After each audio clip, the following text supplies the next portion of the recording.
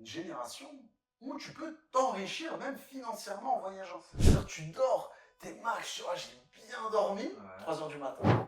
Les bénéfices que ça nous a apporté derrière, c'était... On m'a tous dit, mais tu vas voir, ça sera la meilleure décision de ta vie. Et on me disait, écoute, il y a un avant et un après l'Australie.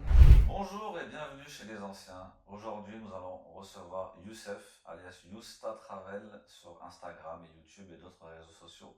Et nous allons parler du voyage. Youssef, comment tu vas?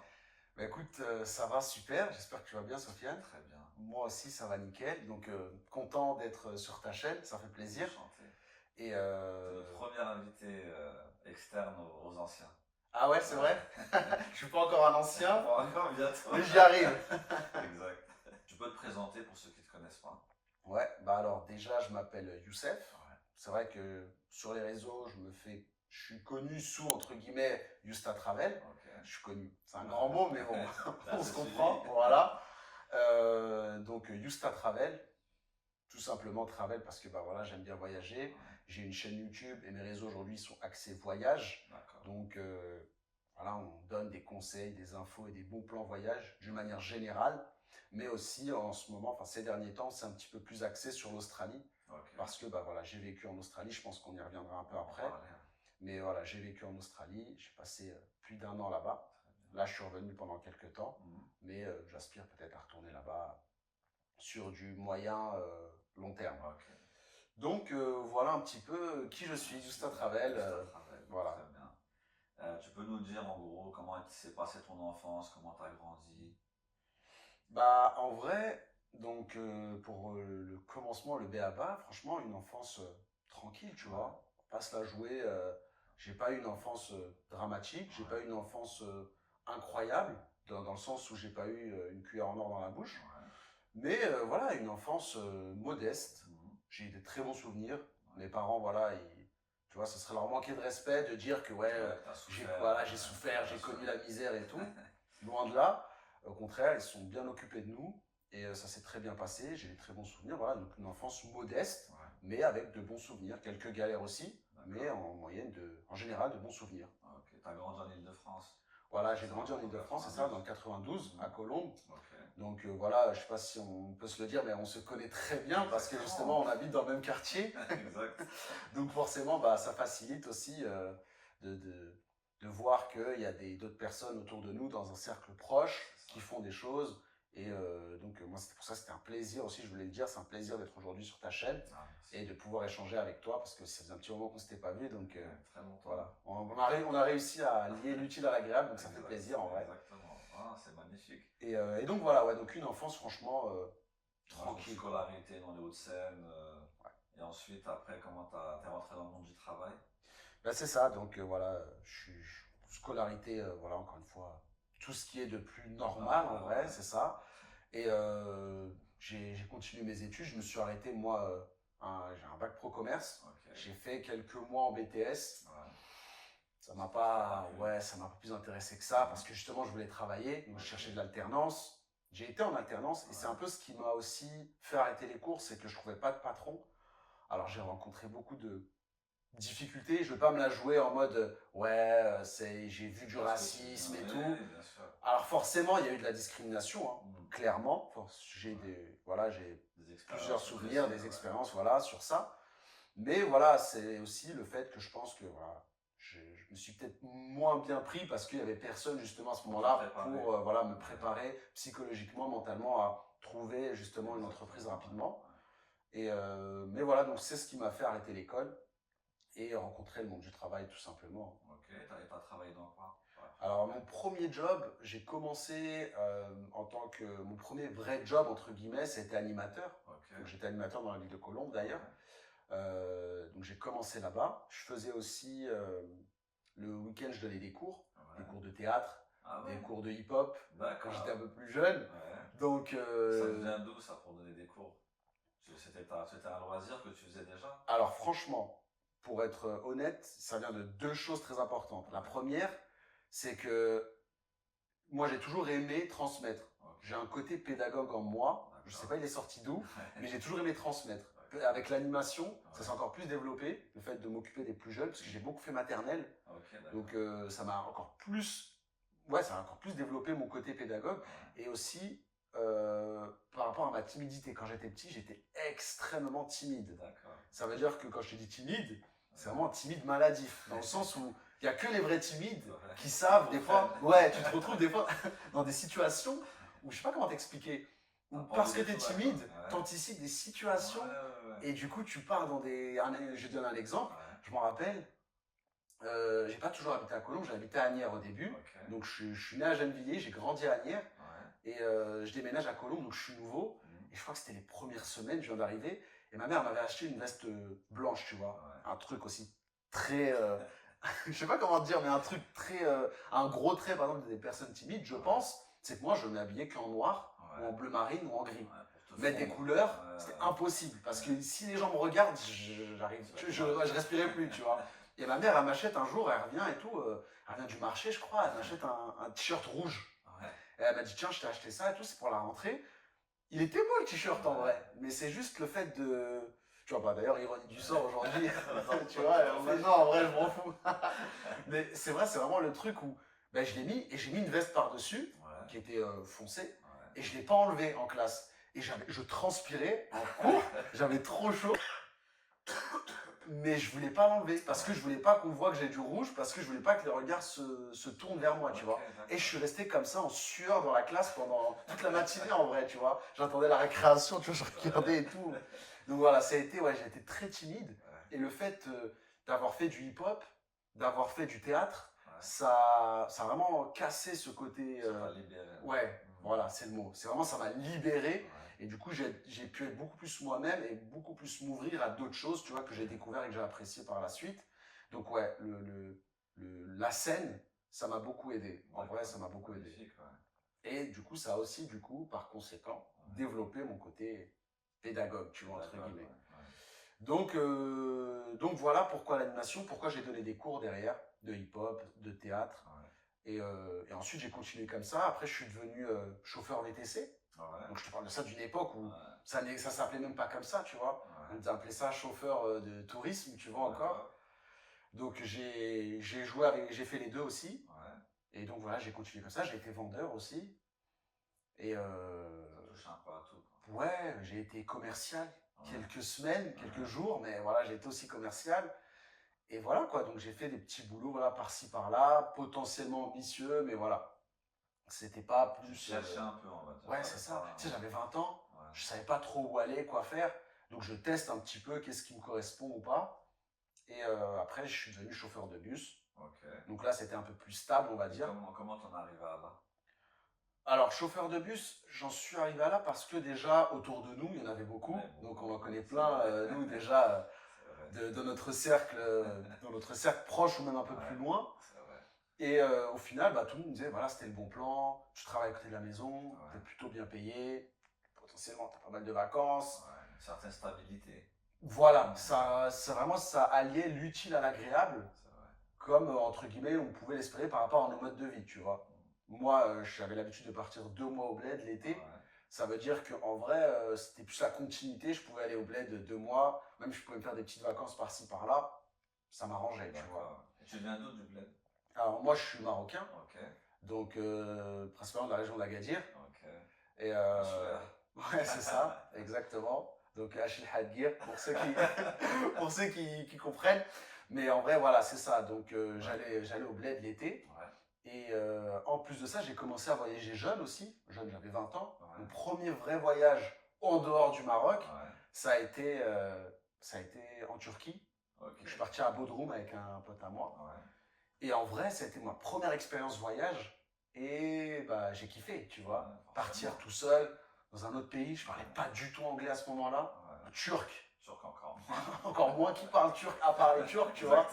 Donc ça a été nouveau. On est arrivé à 2. Ça s'est super bien passé. D'ailleurs, c'était un des meilleurs voyages que j'ai fait. Et d'autant plus, c'est pour ça qu'il a une saveur spéciale, parce que c'était le premier.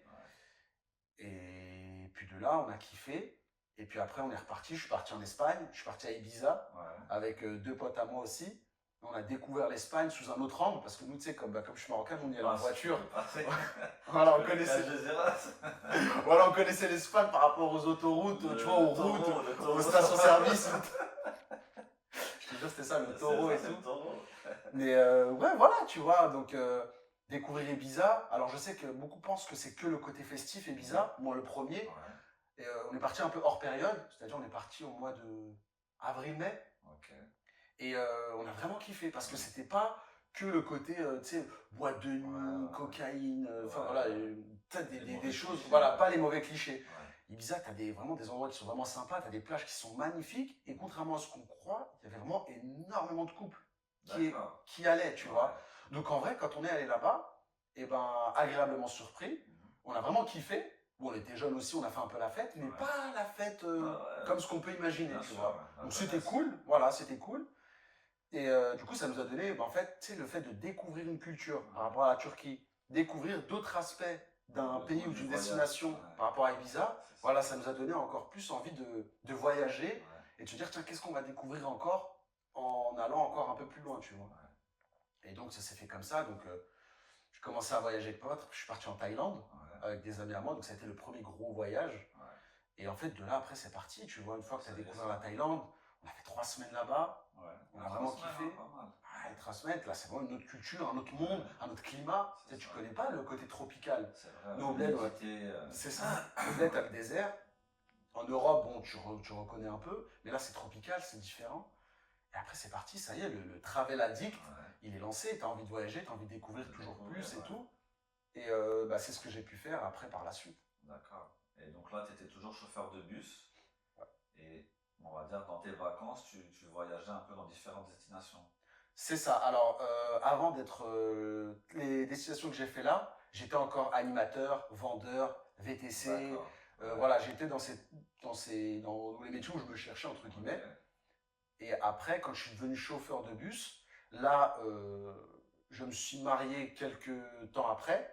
Et c'est Voilà, c'est ça, exactement. Et c'est en me mariant après que j'ai encore plus voyagé. En fait, j'ai découvert ça, j'en parlais à ma femme, voilà, les voyages c'est top, c'est cool et tout. Elle aussi, elle avait un petit peu voyagé du coup. Et du coup, le fait qu'on voyage ensemble, eh ben, ça nous a permis d'aller encore plus loin, de tenter, de faire plein de choses, tu vois. Donc en termes de voyage, mais même nous en termes de couple pour se découvrir, tu vois, entre guillemets, en tant que couple. C'est ça, c'est ça. Découvrir ça ensemble. Voilà, de créer un lien entre nous que potentiellement tu n'aurais peut-être pas pu créer dans une routine métro boulot dodo, tu vois. Exactement. Et donc notre premier voyage, ça a été notre lune de miel. Donc on est parti à Tahiti. Et à Bora Bora, on a découvert, parce que ça voulait dire la Polynésie française, 24 heures de vol. Donc c'était vraiment un autre monde. Ouais, tu fais 12 heures, je crois, 10-12 heures jusqu'à Los Angeles. Là, tu as 3 heures d'escale. Et là, tu repars pour une dizaine d'heures jusqu'à Tahiti. Wow. Ouais. Ah, c'était long. Mais franchement, voilà, ça a été une super expérience. C'était vraiment, tu sais, l'expression être sur un nuage, bah, c'était vraiment le mot, tu vois. Et du coup, voilà, de fil en aiguille, on a commencé à voyager, à enchaîner les voyages, en fait. On a tellement kiffé qu'on a enchaîné les voyages. Moi, je pouvais me permettre, bah, du coup, parce que je pouvais avoir pas mal de vacances, j'arrivais à m'arranger aussi pour avoir pas mal de vacances. Elle aussi, par rapport à sa boîte, elle arrivait aussi à s'arranger un peu de son côté, on va dire en off. Donc voilà, on a mis toutes les choses de notre côté pour kiffer et profiter un maximum. Vous avez une passion commune. Ouais. Vous étiez en accord sur le fait de voyager. C'est ça. Et c'est des choses qu'on a clarifiées avant de se marier. Voilà, qu'est-ce que tu veux qu'est-ce que tu veux pour te marier. Enfin, qu'est-ce que tu recherches dans le mariage. Voilà, je cherche ça, ça, ça, ça, ça. Et le voyage, faisait partie forcément du jeu, tu vois. Que pour moi comme pour elle. Et du coup, bah, c'est pour ça que ça a matché direct, tu vois. Très bien. Et tu peux nous citer un peu quelques pays que tu as fait par la suite? Ouais, alors après, on a fait le Mexique, on a fait le Japon, on a fait l'Islande, on a fait la Grèce, on a fait un peu, pas mal de pays d'Europe aussi, et on a fait récemment l'Australie. D'accord. Et donc, comment t'es passé de voyageur, on va dire, comme commun, on va dire comme tout le monde, monsieur tout le monde, à Yusta Travel? Bah en fait, déjà, quand tu commences à voyager, en tout cas je vais parler pour moi, quand on a commencé à voyager, Donc le côté, comme je te disais, travel addict, l'envie de vouloir toujours voyager plus, Ouais. elle se manifestait elle se manifestait de plus en plus. Et le déclic, je pense, l'avant-après, ça a été au Japon. Ok. Donc on est 2019, Ouais. on est l'été, on part au Japon, on part 3 semaines au Japon. Ça a été un coup de cœur, mais incroyable. Le Japon, c'était tellement, on avait tellement kiffé que je disais à ma femme, viens, on vit ici, tu vois. On Direct. tente, ouais, ne serait-ce que, tu sais, ne serait-ce que de faire 1 an au Japon. Ouais. Tester. Voilà, on Ouais, vit pas ici grave. 1 an. Elle me dit c'était trop fort pour elle. Genre, non, t'abuses, c'est trop là. On passe trop c'est du, radical, hein. ouais, on passe trop du coq à l'âne, tu vois. Culture, et c'est loin. Moi qui avais déjà le côté manga, la culture Japon à fond, Ouais. et ben j'ai vraiment kiffé, tu vois. Ouais. Elle aussi, hein, attention, elle a Ouais. vraiment kiffé aussi. Mais moi beaucoup plus parce que j'avais déjà, on va dire, un pied dedans. Et c'est ça qui est fort aussi au Japon. Je me rappelle un pote à moi, il m'a dit, c'est fou parce que toutes les personnes qui vont au Japon, quand elles reviennent, il n'y en a aucun qui me dit, ah le Japon, bah ouais c'était bien, Ouais, c'était bien. cool. C'est vraiment, ah c'était mortel. Ouais. Parce que c'est vraiment le côté, comment dire, en fait ce que tu imagines du Japon, le fantasme entre guillemets, la vitrine du Japon, bah, c'est exactement ce que tu vas retrouver. Ok. Et donc c'est pour ça que ça marche beaucoup et que c'est un... Organisation, etc. C'est ça. Ouais. Qu'est-ce qui t'a marqué là-bas, toi, le plus? Le plus, bah, en fait, premièrement, c'est tout ce que j'espérais trouver, je l'ai trouvé. Ok. C'est-à-dire la culture manga que j'aimais bien, la culture japonaise, tu sais, retrouver le Japon traditionnel, un peu médiéval, qu'on te montre aussi dans les mangas, tu le retrouves. Donc ça, c'est bien, tu sais, le décor, l'atmosphère. Tu retrouves ce que tu voyais dans les mangas. Quoi. Déjà, sans compter le côté, bah, tu sais, leur culture. Tu sais, ils ont une culture forte, les Japonais, et tu baignes dedans. Tu sais, le calme, c'est apaisant, les tenues, les décors, les paysages, la nourriture, très très sous-côté. Je trouve que c'est encore un argument assez sous-côté. La nourriture au Japon, c'est quelque chose d'incroyable. La qualité, en fait, la qualité de la nourriture, elle est incroyable. Très bien. Tu vas dans ce qu'on appelle des combini, c'est une espèce d'épicerie, tu vois. J'aime bien le dire, c'est un bon exemple que j'aime bien prendre. C'est que tu trouves un pain au chocolat.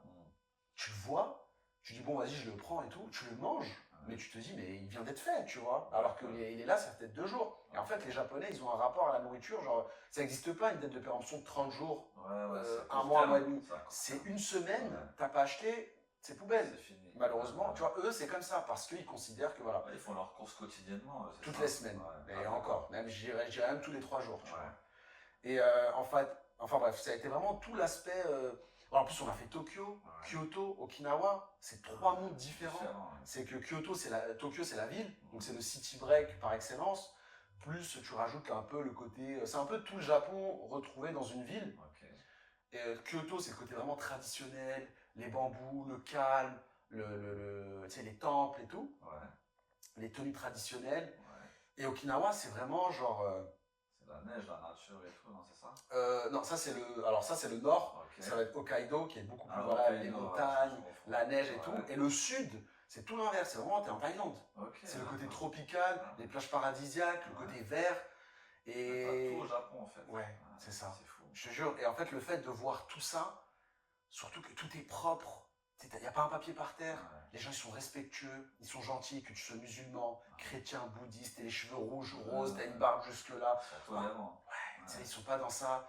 Tu viens, tu respectes, ils te respectent, et voilà. Enfin, c'était vraiment, tu sais, ils ont la classe un peu, je trouve. Et ouais, donc c'était toutes ces petites recettes, tu vois, toutes ces grosses qualités mélangées ensemble qui font que bah, t'es obligé de kiffer le Japon, quoi. Et donc de là, je m'étais dit 3 semaines, 2 semaines, c'est plus assez. J'en avais marre de travailler, reprendre mon bus, reprendre mes activités. Et de pas revenir à ta routine. En fait, tu passes des moments de fou et d'un coup, tu reviens à la réalité. C'est de plus en plus dur. Tu vois. Déjà, avec le Mexique et l'Islande, qui sont aussi 2 pays quand même d'aventure, où tu voyages bien. Quand tu reviens, tu vis des choses fortes. Tu reviens, tu passes des requins-baleines, de plages roses, plages paradisiaques, des aurores boréales, à repartir dans ton quotidien, la pluie, la grisaille, les gens, tu vois. Tu te dis, ah, c'est dur. Forcément, mais après, qu'est-ce qui a fait que, en fait, tout le monde voyage, tout le monde va dans ces destinations. Qu'est-ce qui a fait que toi, tu t'es dit, pourquoi pas? Pourquoi pas aller encore plus loin? En fait, je t'ai imaginé vivre là-bas. Alors qu'il y a beaucoup de gens qui y vont, mais qui se disent, voilà, je retourne chez moi, ma petite routine. Parce que Je pense que aussi, peut-être que inconsciemment, au fond de moi, ma routine, à un moment donné, je pense que j'étais arrivé à saturation. Ok. Je pense que j'avais besoin de, tu sais, en fait, j'ai réalisé que j'ai toujours fait des métiers de service, des métiers dans le secteur entre guillemets tertiaire, donc vendeur, animateur, VTC, chauffeur de bus, des métiers où j'avais toujours du contact avec les gens. Ouais. Alors j'aime ça, hein, c'est pour ça que je l'ai fait pendant toutes ces années, Ouais. et aujourd'hui c'est toujours quelque chose qui m'a donné beaucoup, mais c'est aussi par moments des choses qui, je pense, sont un peu pesantes à la longue. Okay. Et le fait de faire des breaks, des pauses, ça fait du bien. Ça fait du bien. Et je me t'ai dit que voilà, le fait de tout le temps, surtout quand tu deviens chauffeur de bus, tu fais des, tu sais, t'es dans les villes, donc tu as la circulation, les bouchons, les gens, le stress de la circulation, le stress des fois des gens. T'en as malheureusement qui te manquent de respect, directement ou indirectement, que ce soit sur la route et tout. Donc je pense que le fait d'avoir accumulé tout ça, et le bus ça a été vraiment le top niveau, on va dire, entre guillemets, du stress, tu vois, voilà, c'est ça. Je veux pas non plus le rendre en mode, c'est un métier qui va te... C'est pas un calvaire. Voilà, c'est pas non plus, on c'est quand même privilégié. C'est une réalité quand même. Voilà, il y a des gros avantages, mais il y a aussi des inconvénients. Forcément. Voilà, là on met plus le trait sur les inconvénients, mais oui, forcément. Et du coup, le fait de partir, ça me faisait du bien, et de faire des destinations comme ça que j'ai vraiment aimées. Et je sais pas, en fait, depuis tout petit aussi, je pense que j'ai toujours rêvé d'aventure un peu. Ouais. J'ai toujours rêvé de voyage, d'expérience, de me confronter à des choses, de me challenger. En fait, ça a toujours été en moi, mais je te jure, je te dis ça, je me revois, j'avais, je sais pas moi, début primaire, tu vois. Ouais. Et toujours en mode, voilà, tu sais, quand t'es petit, t'es dans ta cabane, ensuite t'es là, tu joues, travailles ton imaginaire, et en final, je pense que ça a toujours fait partie de moi. Ouais. Et associer le stress, les gens, la saturation de ça, plus depuis tout petit, en fait, c'est en toi et tout, et ben ça monte, ça monte, ça monte. Ouais. T'en as de plus en plus envie, et là, boum, il y a le Covid. Ok, 2020. Voilà, donc là on arrive en c'est juste après le Japon. Donc là on arrive fin 2019, donc on commence à t'annoncer qu'il y a le Covid, et 2020 Covid. Confinement et tout. Donc toi, tu grandis là avec, tu fais mûrir deux sentiments en toi, le fait que voilà, le rapport aux autres c'est cool, mais là dans ton habitude, dans ta routine, ça commence à être trop une mauvaise routine. Donc ça veut dire que c'est pas que le travail aussi, le fait de faire tout le temps la même chose, sachant qu'à côté, tu vis des choses fortes, et en même temps, tu as envie de voir autre chose, tu as envie de voyager, c'est en toi, tu vois. Et aussi, ce que je t'ai pas dit avant aussi, que là ça me revient, je voulais te le préciser, à 20 ans, je voulais partir aux États-Unis. Tu vois, en fait, je suis né, moi je suis la génération 90, donc la génération des 90s, American Dream, toi je pense aussi un petit peu, dans un autre registre peut-être que moi, mais du coup j'ai toujours rêvé d'Amérique, entre 20 et 30, tu vois. Et à 20 ans, bah, je sors d'école, je commence à taffer un petit peu, et je dis à mes parents, voilà, je suis en train de me renseigner pour les visas, j'avais de la famille en plus à cette époque-là à Miami, donc je me suis dit, vas-y, pourquoi pas y aller. Et donc ça s'est pas fait, mes parents ils me disent, ouais, ta soeur elle vient de se marier, elle vient de partir, ne pas en perdre deux comme ça d'un coup, calme-toi, attends un petit peu, tu vois. Et au final, ça s'est pas fait, donc je me suis dit, bon, ok, je reviendrai d'ici quelques semaines, quelques mois. Au final, voilà, il y a eu d'autres choses qui se sont faites. Je passe à autre chose. Et je me suis rappelé de ça, tu vois. Donc on est en confinement. Je me dis, j'ai envie de voyager. C'est vrai que j'ai toujours voulu partir. Je ressors d'une expérience incroyable avec le Japon. Je l'ai encore dans le coin de ma tête. J'ai envie de... Ma routine me saoule. C'est le confinement. Donc tout ça, ça te permet aussi de réfléchir. Et là, je me dis, tiens, Youssef, ça fait un moment que tu veux lancer ta chaîne YouTube. T'avais pas le temps parce que toujours t'es pris, c'est le moment. Donc je lance ma chaîne YouTube Juste à Travel, où dedans, bah voilà, c'est ça, je donne des conseils, infos, bons plans voyage pour d'autres personnes qui sont intéressées.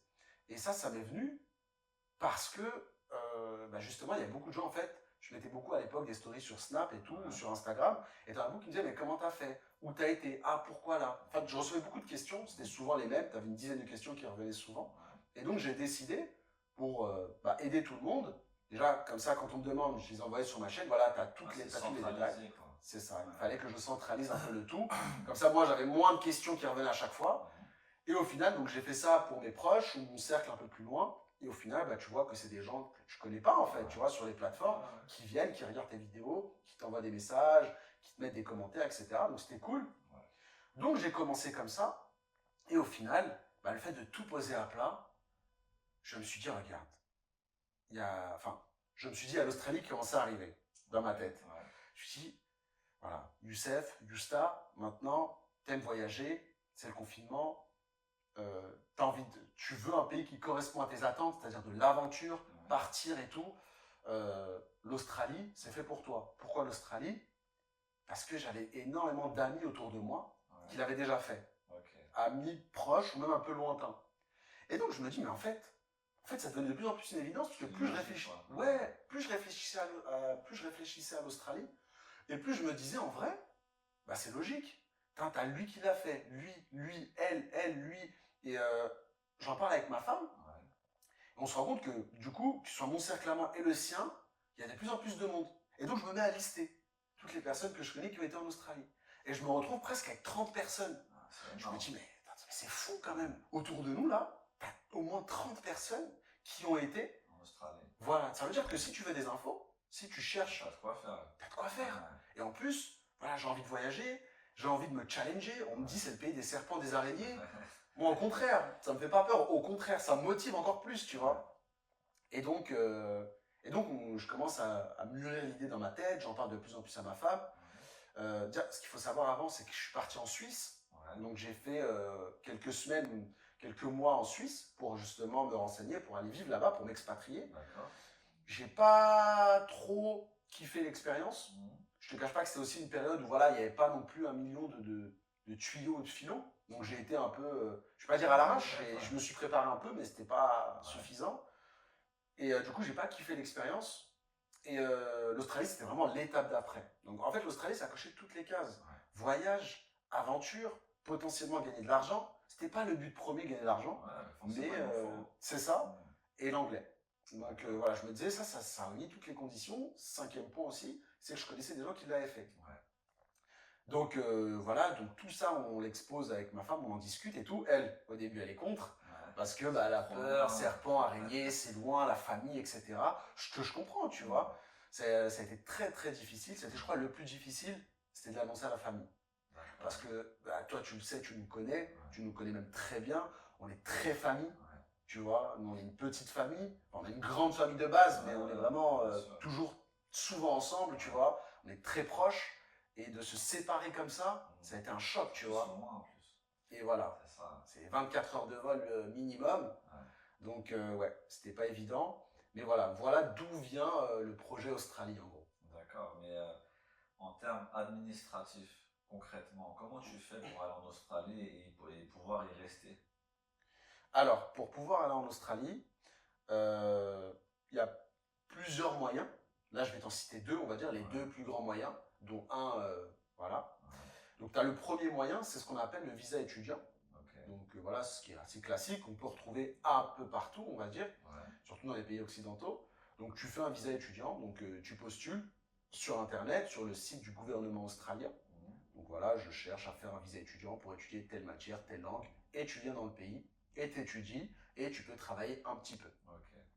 Ça, c'est la manière d'y aller, tranquille, on va dire. Ensuite, tu as la vraie, bonne, grosse manière d'y aller, c'est de faire un visa PVT, ou un visa qu'on peut appeler Working Holiday, qu'on peut traduire par visa vacances-travail.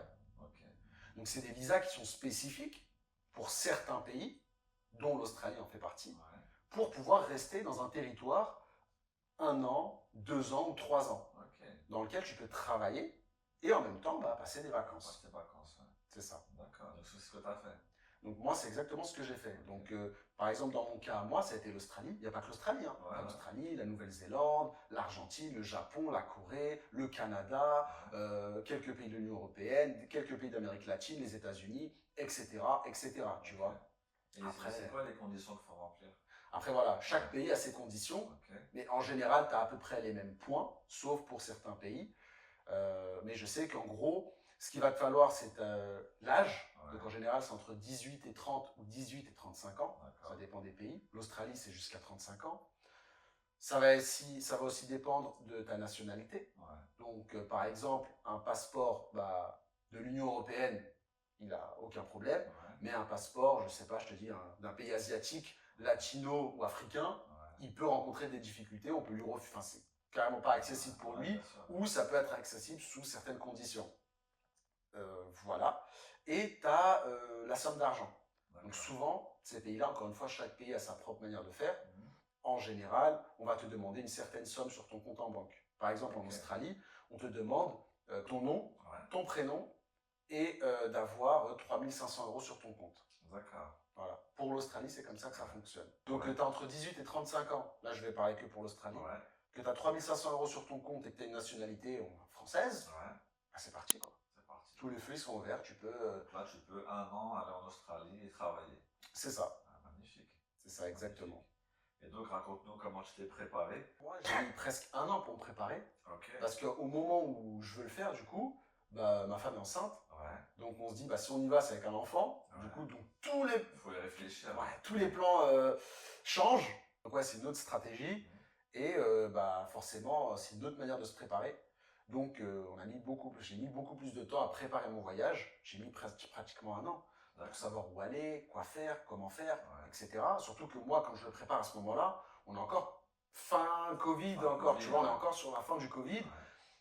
L'Australie s'est fermée.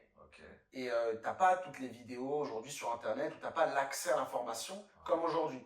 Et il faut savoir que l'Australie, il y a eu un avant-après. T'as eu un avant-après avec le Covid, t'as un avant et un après-Covid, tu vois. Donc forcément, ça joue, t'as des nouvelles choses à savoir, des nouvelles choses à prendre en compte, ou ce qui était valable avant n'est plus aujourd'hui. Enfin voilà, ça change, tu vois. De toute manière, ça change tout le temps, mais là, il y a eu vraiment un vrai changement, on va dire. Donc ça a pu créer des opportunités, mais en même temps, de l'autre côté, ça a pu aussi fermer, ça a pu en fermer certaines. Voilà. Et donc voilà, je prépare mon voyage, donc les périodes, quand venir, quelle ville atterrir, comment se loger, le coût de la vie. Enfin, voilà les questions qu'une personne se pose.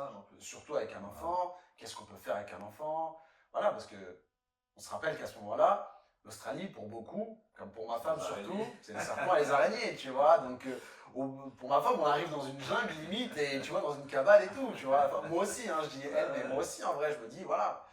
Et même quand et du coup, je me renseigne parce que j'ai des amis à moi qui vivent là-bas, tu vois. Ils sont, voilà, maintenant expatriés, ça fait 7 ans, 8 ans qu'ils vivent là-bas. Et donc, je leur pose des questions. Avec le décalage horaire, j'ai pas la réponse tout de suite, donc ils me répondent petit à petit, ils me répondent aussi ce que eux ils savent. Donc, ce que eux, quand ils sont arrivés il y a 5, 6, 7 ans, c'est plus la même chose qu'il y a aujourd'hui. Donc voilà, j'essaye de jongler avec toutes ces informations pour trouver mon meilleur plan d'action en vrai, tu vois, pour venir. Et donc voilà, c'est comme ça que ça se passe. Et donc on prépare petit à petit, jusqu'à ce qu'on arrive, quoi. Et par rapport à vos travails respectifs, comment vous avez fait ici? Bah, c'est simple, hein. Elle a démissionné. Enfin, elle a pu s'arranger pour avoir une espèce de rupture conventionnelle avec son entreprise. Et moi, j'ai posé en sans solde. Ok, d'accord. Donc voilà, on part. Vraiment un saut dans le vide, quoi, en fait. Ouais, c'est ça, tu vois, on part en mode. Il y a beaucoup de gens qui me disaient, mais t'es malade, tu vois, de faire ça, mais qu'est-ce qui vous prend? Mais je te jure, nous, on s'en rend pas compte. En fait. Ouais, on s'en rend pas compte. Pour nous, c'est pas pour nous, c'est pas un truc de ouf, quoi. Parce qu'on se dit, en vrai, en fait, tu sais, quand t'aimes vraiment quelque chose, quand t'as vraiment envie de faire quelque chose, je pense, ou que t'es vraiment animé par un truc qui te plaît, soit, par exemple, nous, c'est le voyage, mais quelqu'un, ça va être le dessin, l'autre, tu vois, ça va être la mode, chacun, tu vois. Quand t'es vraiment animé par un truc qui te plaît, tu vois pas ça comme un frein ou comme une barrière, tu vois. Tu le vois juste comme un... Ouais, bah, j'ai ça à faire, et puis voilà, tu vois plus long, tu vois pas l'obstacle devant toi, tu vois vraiment le but, quoi. Et c'est ça qui nous a permis de foncer, tu vois. Ouais. Et donc, comment s'est passé ton voyage et ton arrivée, les premiers jours, les premières semaines en Australie? Bah franchement, je veux pas me la jouer, ouais, on a galéré, c'était chaud. Franchement, grâce à Dieu, on a été facilité du début à la fin. Mais je te jure, par exemple, attention, je dis pas que, franchement, je pense faire partie des privilégiés qui vont en Australie. Je dis pas que moi, hein, mais par rapport à ce que je vois, à ce que j'entends et les retours aujourd'hui que j'ai par rapport à ça, je me dis grâce à Dieu, tu vois, ça s'est bien passé pour nous. On arrive, déjà on trouve un billet d'avion qui est, voilà, avec la Qatar, ce qui n'est pas toujours le cas, tu vois, pas trop cher. Paris-Sydney, donc on fait escale à Doha 3 heures. Paris-Doha c'est 3 heures. C'est pas, excuse-moi, Paris-Doha c'est 6 heures, 3 heures d'escale. Et ensuite Doha-Sydney, on en avait pour aller une quinzaine d'heures, tu vois. C'est énorme. Mais en vrai, nous, le plus dur, Ouais. parce que c'est nous, on avait l'habitude de l'avion, c'est de le faire avec un enfant. Ouais, c'est ça, À surtout ce avec moment- un bébé. À ce moment-là, ma fille, elle a peut-être 1 an et demi, tu vois. Ah ouais. Donc, Et tout. elle marche à peine, voilà, elle a marché un peu tard en plus, donc elle marche, voilà, elle commence à gambader. Mais la tenir pendant 24 heures, c'est pas évident. C'est dur. Surtout avec la fatigue, décalage horaire.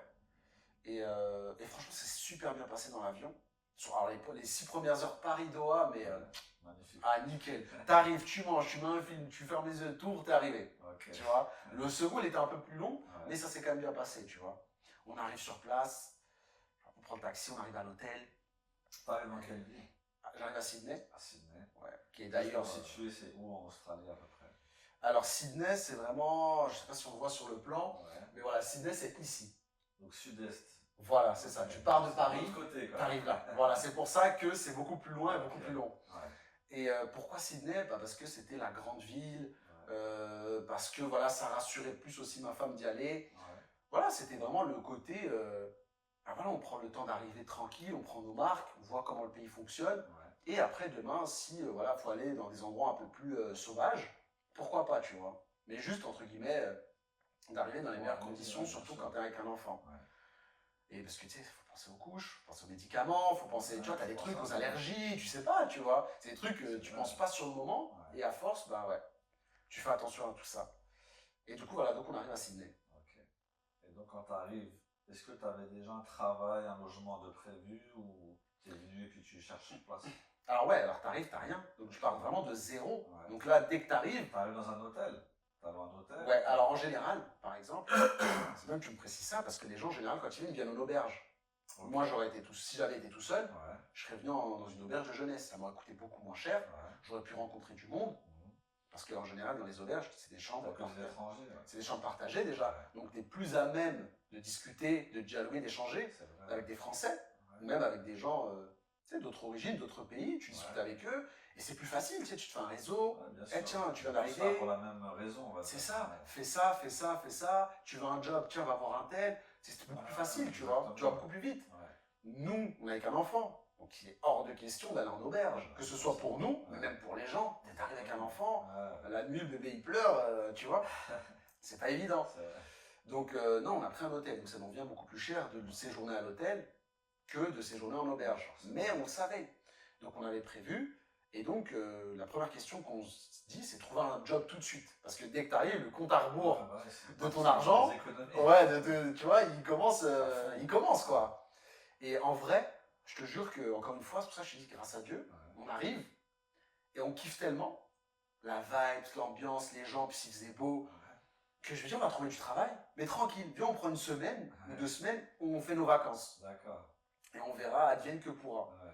C'est le truc qu'on fait jamais, surtout là, pendant 1 an, on a tout préparé, on a tout calibré. Vous êtes, c'est quoi? C'est on est là, maintenant on est là, tu vois, tranquille. On souffle. Voilà, on Ouais. voit, on respire, et vas-y, t'inquiète pas, ça va le faire. On dit ça tous les deux, tu vois, on n'est pas plus inquiets que ça. Ouais, ouais. Et donc, alors déjà, premièrement, la première semaine, tu fais rien, parce que le décalage horaire, Ouais, il t'es te fatigué. met ah ouais, il te met un coup de batte de baseball. C'est vraiment, tu sais, ça me l'avait fait au Japon, en fait, pour moi en tout cas, le décalage horaire de ce côté, il est beaucoup plus dur quand c'est sur l'avance que quand c'est sur le retard. T'arrives hier en fait, c'est ça. C'est ça, exactement. Ouais, t'arrives en Et retard. autant, pour le Japon, t'avais, je sais plus, je crois que t'avais 6 heures de décalage horaire, Ouais, il nous a fallu 2-3 jours quand même pour s'en remettre. Et là, t'avais 8 heures. d'accord. Ça veut dire que, je sais pas comment t'expliquer. En fait, à 17h, 14h, entre 14 et 17h, pour moi, il est 6h du matin dans mon corps. En plus, avec l'avion, c'est encore plus tout déréglé. Ouais, bien sûr. Ça y est, tu peux plus. Ouais. Tu dors, tu te réveilles, mais genre, t'as la pêche. Genre, ça y Belle est, journée. t'es 3h du matin. Ouais. Tu te réveilles, il est 3h du matin. Ouais. C'est-à-dire que tu dors, t'es max, tu vois, j'ai bien dormi, Ouais. 3h du matin. Ah, ouais. C'est quoi cette délire? Ouais. Et là, tu sais plus, tu dors plus. Ouais, tu Donc fais- t'attends, t'es là, tu tournes en rond. Une nuit blanche quoi. C'est ça. Ouais. Et tu fais ça pendant une semaine. D'accord. Et c'est Pour long, récupérer. c'est Ouais, long, c'est vrai. dur, tu vois, on se rend pas compte, mais je sais pas comment te dire, c'est bizarre en fait. De dire, je suis plus fatigué, tout le monde dort, Ouais. je suis mort, Ouais. la vie elle est en train de, Ouais, tu vois. bien sûr. Et en plus, je te dis ça, mais quand on arrive, c'est le ramadan. Ok. Donc on part pendant le ramadan, Ah et on a fait une semaine de ramadan avec la famille, Ouais. et on part, et c'est aussi pour ça, on disait, on finit le ramadan, ouais. Ouais. tranquille, on prend nos marques en même temps, Ouais. on se repose avec le décalage horaire. Enfin, c'était tout un, tu vois, en cochant toutes ces cases, bah, ça nous a encore plus facilité. On arrive donc pour trouver mon premier job, franchement, ça se passe d'une manière, mais vraiment, tu peux pas faire plus naturel. On va à la plage, on prend un Uber. La dame du Uber, elle nous dit, voilà, vous venez d'arriver et tout. On dit, voilà, des petites adresses pour les enfants et cool. Elle nous dit, voilà, si tu as des petites. Alors, on lui demande à la dame s'il y a des petites adresses pour les enfants qui peuvent être cool et tout. En allant à la plage. Hein. Elle nous dit, ouais, il y a une adresse là-bas, c'est un espèce de petit resto avec des animations pour les enfants, c'est super stylé et tout. N'hésitez pas à y aller. Nous, on dit, ok. Donc, on note l'adresse, et on passe notre journée à la plage, on se dit, vas-y, on ira la semaine prochaine et tout. Entre-temps, comme je dis, c'est le ramadan. Donc, on va visiter une des plus grandes mosquées de Sydney. On regarde, on visite, c'est top et tout. Tu vois, on voit que, tu sais, vraiment le côté religion, l'islam en Australie, c'est vraiment, tu sais, comme les pays anglophones en général, c'est beaucoup plus tolérant que dans les pays, entre guillemets, latins. Tu vois, soit en France, en Italie, en Espagne, Portugal, tu vois, c'est beaucoup plus ouvert. C'est un rapport qu'ils ont, eux, avec l'islam qui est différent que dans les pays latins, tu vois. Après, on va pas non plus dire que dans les pays latins, c'est non plus, tu vois, tranquille. Mais c'est beaucoup plus ouvert. Et du coup, on leur dit, voilà, on va visiter un quartier qui s'appelle la Kemba. C'est le quartier musulman, c'est un des plus gros quartiers musulmans de Sydney. Et un des mecs qui est dans la mosquée, qui travaille dedans, il dit, bah venez, je vous dépose. Donc le mec va pour nous déposer. Et là, on arrive devant un mec qui nous arrête sur la route. Il dit, ouais, vous pouvez pas aller plus loin, il faut s'arrêter ici. Ok, on descend. Donc moi, je parle avec ma femme entre-temps, tu vois. Et le gars qui nous arrête, c'est un Français. Et on discute ensemble. Et en fait, lui, c'est son job. Il est sur la route, il est ce qu'on appelle trafic contrôleur. Donc, il gère la circulation. C'était un des métiers que potentiellement j'envisageais de faire à mon arrivée. Et là, c'est le métier qui vient à moi. Le gars, il me dit, écoute, voilà, moi, je suis trafic contrôleur. Si tu veux, je peux t'aider. Voilà ce qu'il faut faire, voilà ce qu'il faut faire, voilà ce qu'il faut faire. Je peux te faire rentrer dans ma boîte. Magnifique. J'en demandais pas tant, tu vois. Et je dis, ok, c'est cool et tout, il n'y a pas de souci. Donc, on échange nos numéros et tout, on reste en contact, ça devient un ami. Voilà, on échange, c'est vraiment un pote. Nous, on fait notre journée dans le marché et tout de la Kemba. Du coup, on visite, on découvre et tout. Et on rentre chez nous. Quelques jours après, on se repose et tout. Quelques jours après, on part dans l'espèce de parc pour les enfants. On arrive. Et pareil, en fait, le parc, il est là. Et moi, je me gare dans une espèce de parking entreprise juste en face. Je me gare, la voiture qui se gare à côté de moi, c'est l'entreprise du mec qui me dit, t'inquiète, je te ferai rentrer dans ma boîte. Donc le gars, c'est une fille qui se gare à côté de moi. Je dis, t'es trafic contrôleur, toi? Elle me dit, ouais. J'y ai tout, j'ai envie de bosser et tout, c'est comment? Elle me dit, bah voilà, le patron, il est là. Ça, c'est en anglais. Ça, c'est en anglais. Ouais. Alors après, je parlais pas bien anglais, tu vois. Là, à force de voyager, j'étais un peu plus à l'aise, mais mon anglais était bancal. Tu sais, c'est vraiment un anglais de vacances. L'anglais, je veux manger ça, je veux faire telle activité, tu vois. How much, tu vois. C'est ça mon anglais. Là, l'anglais, quand tu vis, c'est d'autres phrases, de tournures de phrases. Forcément. Exactement. Donc, je lui dis avec un anglais vraiment approximatif, j'ai envie de faire ton travail, est-ce qu'il recrute? Elle me dit, il y a le patron qui est dans son bureau, on va le voir. Je rentre. Tu t'es égaré devant la société en fait. C'est ça. Sans m'en rendre compte, on allait pour voir un resto, une espèce d'animation resto pour les enfants. Je me retrouve à aller à faire un entretien d'embauche. Et le gars, il vient me voir, donc moi je lui dis le gars en question, mon ami, là, je dis voilà, j'ai rencontré un pote à moi, je le tourne comme ça. Il m'a parlé de vous, donc tu sais, je lui ai pas dit j'allais pour ma fille. Je dis voilà, un pote à moi m'a parlé de vous, je suis venu ici. Il me dit ah ouais, ok, ouais, c'est un français, c'est vrai et tout. Le mec il me dit ok, t'as ton permis? Ouais, ok. On était jeudi, je crois, vendredi. Il me dit ok, écoute, tu veux commencer lundi? Let's go. Tu vois, il me dit ok, tu commences lundi. Et t'as pas demandé si t'avais un permis, un visa spécial ou... Ah non, il a l'habitude lui. Il travaille beaucoup justement avec des gens qui ont notre type de visa, donc le Working Holiday Visa. Donc il sait très bien que si t'es un Français et que t'es là, t'es pas le premier qui voit. Tu vois, il a l'habitude. Et donc c'est parti quoi. Donc je mets le pied à l'étrier, genre limite une semaine après que je sois là. Limite je suis en train de me dire, je te jure, hein, ah non c'est trop tôt. C'est trop tôt. Tu vois, je voulais encore profiter, tu vois. Et incroyable, et avec du recul, on s'y est. De ouf quand même. C'est magnifique. On vient pour notre fille, et au final, j'appelle mon pote, tu ne devineras jamais l'histoire. Il me dit, ah ouais, c'est incroyable et tout, t'as eu de la chance et tout, et c'est parti de là en fait.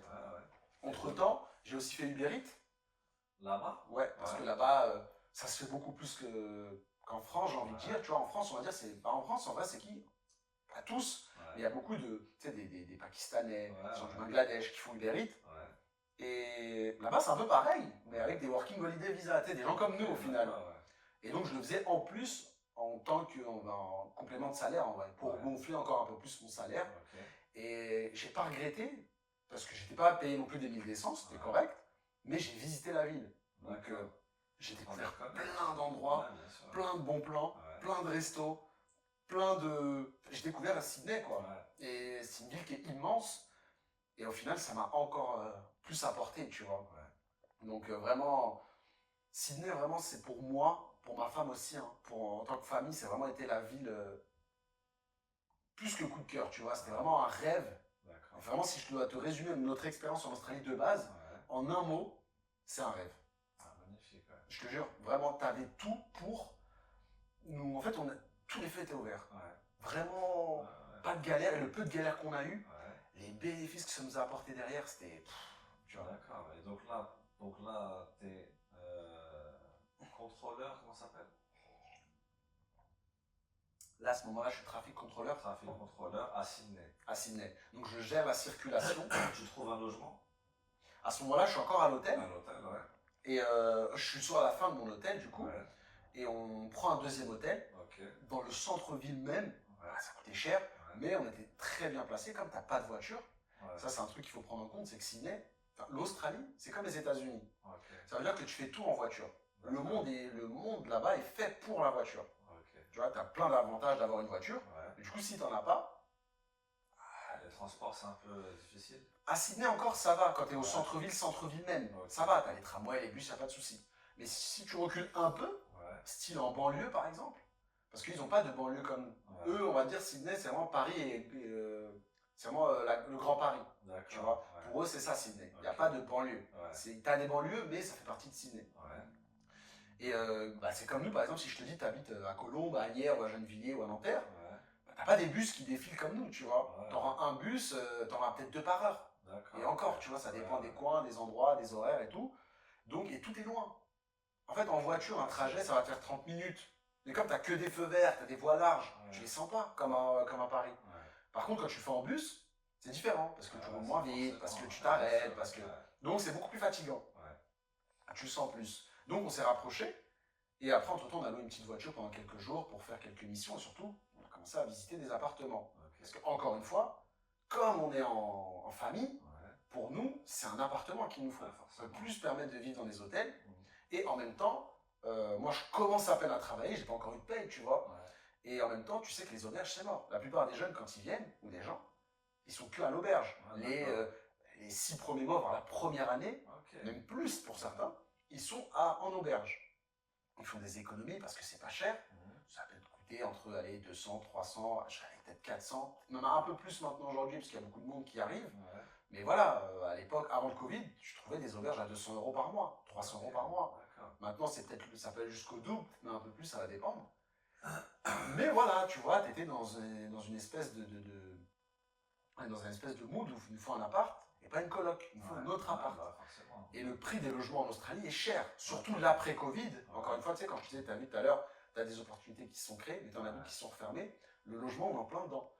À l'époque, moi, mes potes me disaient, tu pouvais avoir une maison, bon, à 30 minutes du centre-ville, mais tu es en voiture, à 500 € par mois. Une maison, tu vois. Et maison, tu sais, les maisons australiennes, genre les maisons à l'américaine, tu vois. Donc, stylé, tu vois. Et donc, on cherche. Et en fait, nous, ce qu'on voulait, l'idéal, c'était, on voulait un appart pour 6 mois. Pourquoi? Parce qu'on se dit, en fait, tu sais, on en reparlera peut-être un peu plus en détail si tu veux après, mais pour valider ta deuxième année, en Australie, tu peux faire 3 ans. Pour valider ta première, de la passer à la deuxième, il faut que tu fasses ce qu'on appelle les jobs spécifiques. C'est-à-dire de 3 mois de jobs spécifiques. En gros, dans des fermes, dans le bush un peu. C'est loin. En fait, c'est le gouvernement australien qui fait ça pour amener de la main-d'œuvre, qui aide les gens dans les campagnes. Dans les villes, ça compte pas en fait. Tu es obligé d'aller t'éloigner pour aider, donc travailler pour aider, pour valider ton année de visa et enchaîner sur ta deuxième année.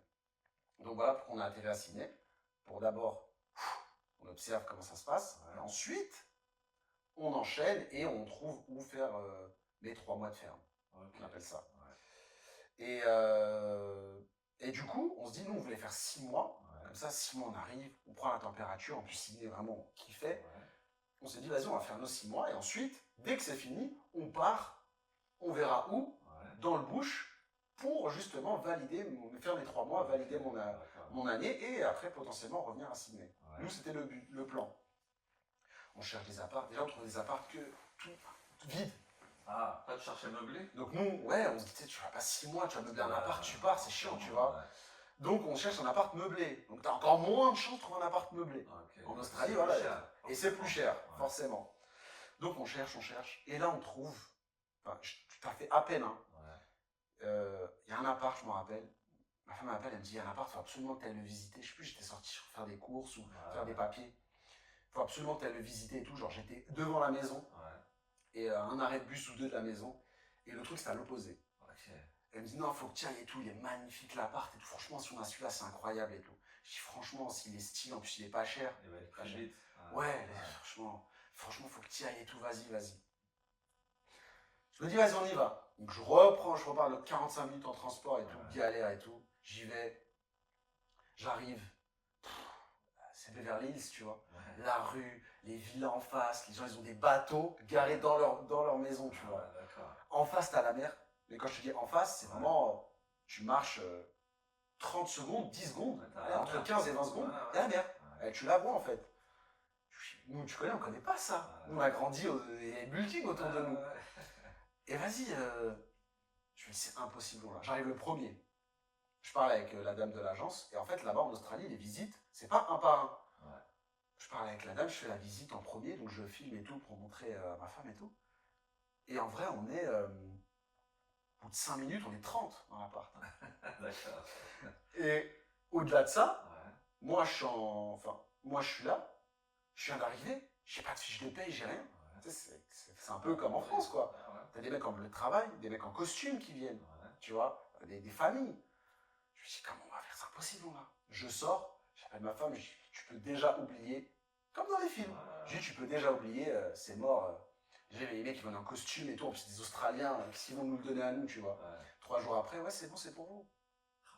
Et en fait, tellement c'était gros, je me disais, t'as vu, il y a une fuite, il y a un dégât des eaux, c'est sûr, oublie. Est-ce qu'on parle du même appart? Ouais, c'est sûr, il y a une galère. Pour moi, c'était sûr, il y avait une galère. Et genre, la dame, elle me dit, félicitations, c'est vous. Je suis pas content, tu vois, je suis en mode, ah ouais? Ok, d'accord, ouais, tu vois, je suis comme ça quand je parle au téléphone avec elle. Méfiant. On fait les démarches et tout, on récupère les clés, ça y est, c'est à nous.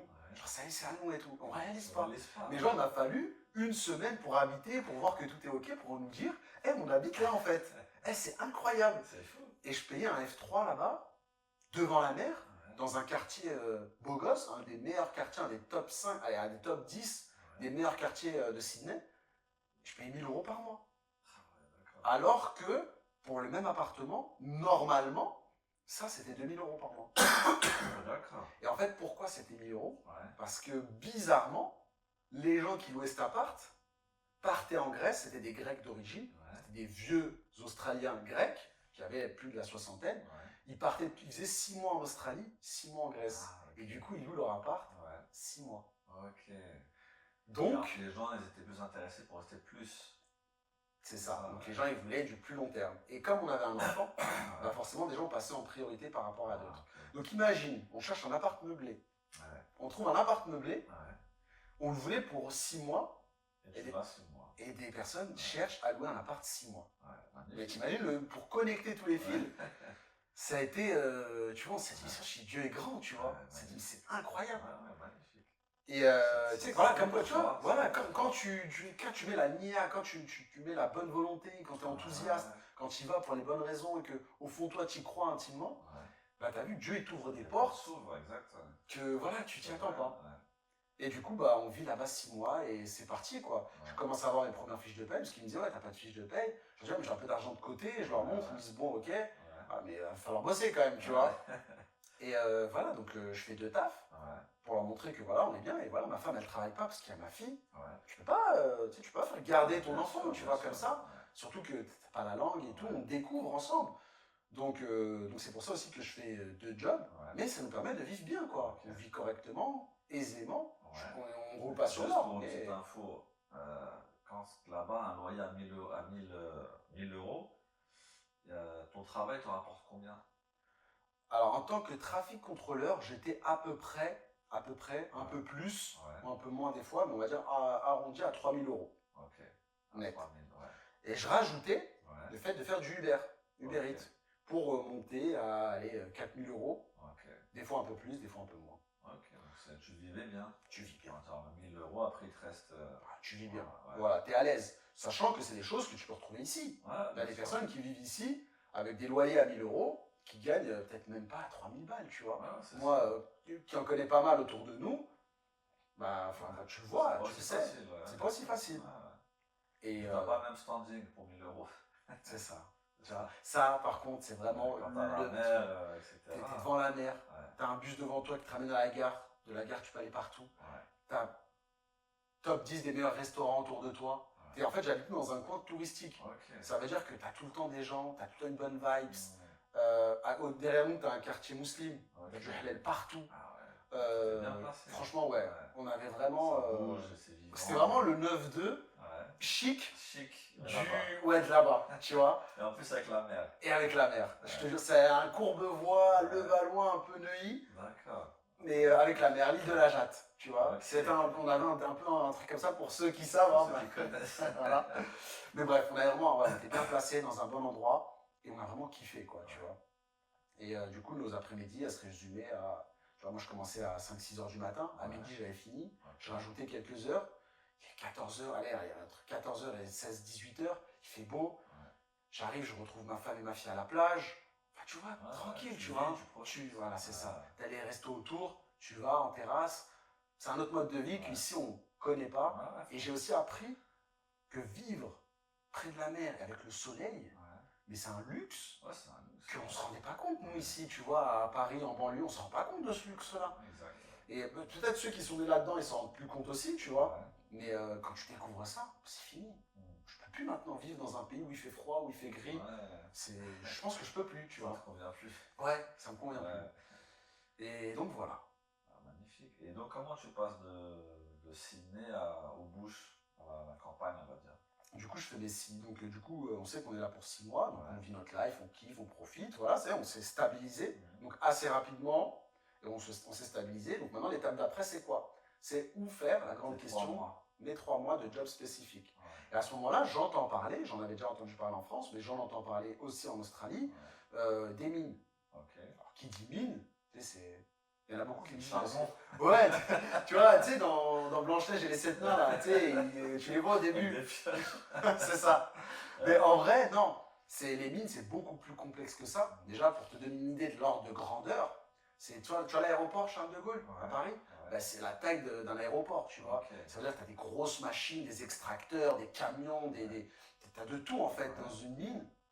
Tu as les mecs qui travaillent en sous-sol, tu as les mecs qui travaillent en surface, tu as les mecs qui travaillent dans des machines, tu as des ingénieurs, des géologiens, des médecins, des mecs qui font la nourriture, de la restauration, de l'hygiène. Tu as vraiment de tout, quoi. Comme un aéroport. Tu as les mecs qui font le balai, les mecs qui conduisent des avions, les mecs qui sont au guichet. C'est un peu pareil dans une mine. Et tu as des mines d'or, tu as des mines de fer, de cuir, de cobalt, j'en passe. Et surtout, c'est pas forcément que en sous-sol. Les mines dans le pays, en Australie du moins, c'est vraiment c'est dans le désert, quoi. Donc c'est des milieux arides. Quand je dis désert, pour vraiment que les gens ils visualisent, c'est pas les déserts comme on a en Afrique ou au Maghreb, c'est pas des dunes de sable. C'est vraiment le désert, c'était les cailloux, les rochers. Voilà, c'est le Grand Canyon, on va dire. Exactement. C'est plus comme le Grand Canyon que comme un désert arabe. Et du coup, là-bas, tu vois qu'eux, ils ont installé tout ça. Donc c'est vraiment une ville à part entière qui vit une industrie, c'est industriel, quoi, tout simplement. Et toi, tu bosses là-bas. Et le truc, c'est que c'est le secteur le plus fermé, le plus bouché, parce que c'est le plus demandé, parce que c'est celui qui paye le mieux. Et en plus de ça, ils te valident, toi, tes jours, tes 3 mois, pour pouvoir valider ton visa. Et enchaîner derrière sur un deuxième, voire un troisième visa. Et donc, moi, j'en entends parler. Je me dis, c'est hyper intéressant, mais je me dis, comment je vais faire? Je le vois depuis la France déjà. Mais je me dis, tu sais quoi, oublie, tu sais même pas parler anglais, tranquille, viens d'abord. Et j'arrive, je rencontre des gens, pareil, une fois, c'est l'Aïd. On est venu pendant le ramadan, c'est l'Aïd. Je sors de la mosquée, Et là, je rencontre des Français. Enfin, je vois que ça parle français, je discute avec des gens. Toi, tu viens d'où? Moi, je viens d'Argenteuil, moi, je viens de là, je viens de Gennevilliers, Donc, on discute, ah ouais, tu viens d'où? Tu connais un tel? Tu vois, naturellement, tu vois. Et un des gars, il disait, j'ai bossé en mine. Ah ouais, et comment t'as fait? Comment ça se passe? Donc, le mec, il essaye d'un peu de te dire à sa manière comment il a fait. Et de fil en aiguille, moi, j'ai un de mes potes à moi qui vivait en Australie, qui j'ai échangé, qui est rentré en mine aussi entre-temps. Donc, il m'explique un petit peu comment ça marche. Je me fais des amis aussi à Sydney, des contacts, des gens que je commence à connaître. Et on parle de l'Australie, on parle des 88 jours, des fermes, des mines. Donc tout ça, tu vois, petit à petit, tu essaies de mettre les pièces du puzzle, quoi, tout simplement. Et à force d'associer les pièces du puzzle, ça te crée un axe sur lequel tu veux te concentrer. Donc je me dis, soit tu vas faire tes fermes, on dit tes fermes parce qu'en général, avant tu faisais tes 3 mois de job spécifiques en ferme. Qui dit ferme, ça peut être ferme animale, donc vaches, chevaux, etc. Tu aides un fermier dans son ranch. Attends, le mec, il a un truc, c'est un stade de foot qu'il a, tu vois. Donc tu l'aides à gérer ses animaux, poules, etc. Mais tu as aussi des fermes style fruits-légumes. Ananas, mangue, pastèque, fraises. J'en passe, c'est les meilleurs, tu vois. Pareil, c'est encore des grands, plusieurs hectares. Le mec, il t'explique ce que tu dois faire de la cueillette, etc. Et ça, en général, comme les Australiens ne veulent pas le faire, ou ne veulent plus le faire, eux, ils ont du mal à embaucher. Donc, le gouvernement, avec le système du Working Holiday, leur fournit de la main-d'œuvre jeune, fraîche, internationale, qui vient les aider. Voilà un peu. Et c'est quoi le mieux payé entre tous ces. Alors, les fermes de cueillette animale, ça ne paye pas. En fait, c'est pour ça qu'à la base, tu y vas, c'est vraiment du vacances-travail. Tu y vas vraiment pour payer avec ce que tu gagnes tes vacances en vrai. C'est vraiment l'aventure propre. Ça veut dire que tu ne gagnes pas d'argent, pas beaucoup. Mais t'en perds pas. Mais en même temps, par moment, tu es nourri logé, ça dépend où. Mais en même temps, tu voyages. Ça veut dire que, parce que les fermes, elles varient en fonction de la saison. Donc tu dis de janvier, allez, tout le mois de janvier, je vais faire des fraises dans le sud du pays. Ok, la saison est finie. Merci, j'ai plus besoin de vous. Ok, maintenant, je vais faire les ananas dans le nord du pays. Donc toi, tu prends ta voiture, ton van, ce que tu veux, tu pars dans le nord. Entre-temps, tu as rencontré des gens. Entre-temps, au final, tu es resté là. C'est vraiment des vies, tu sais pas de quoi il fait demain. Et tu fais vraiment de l'aventure pure et dure, quoi.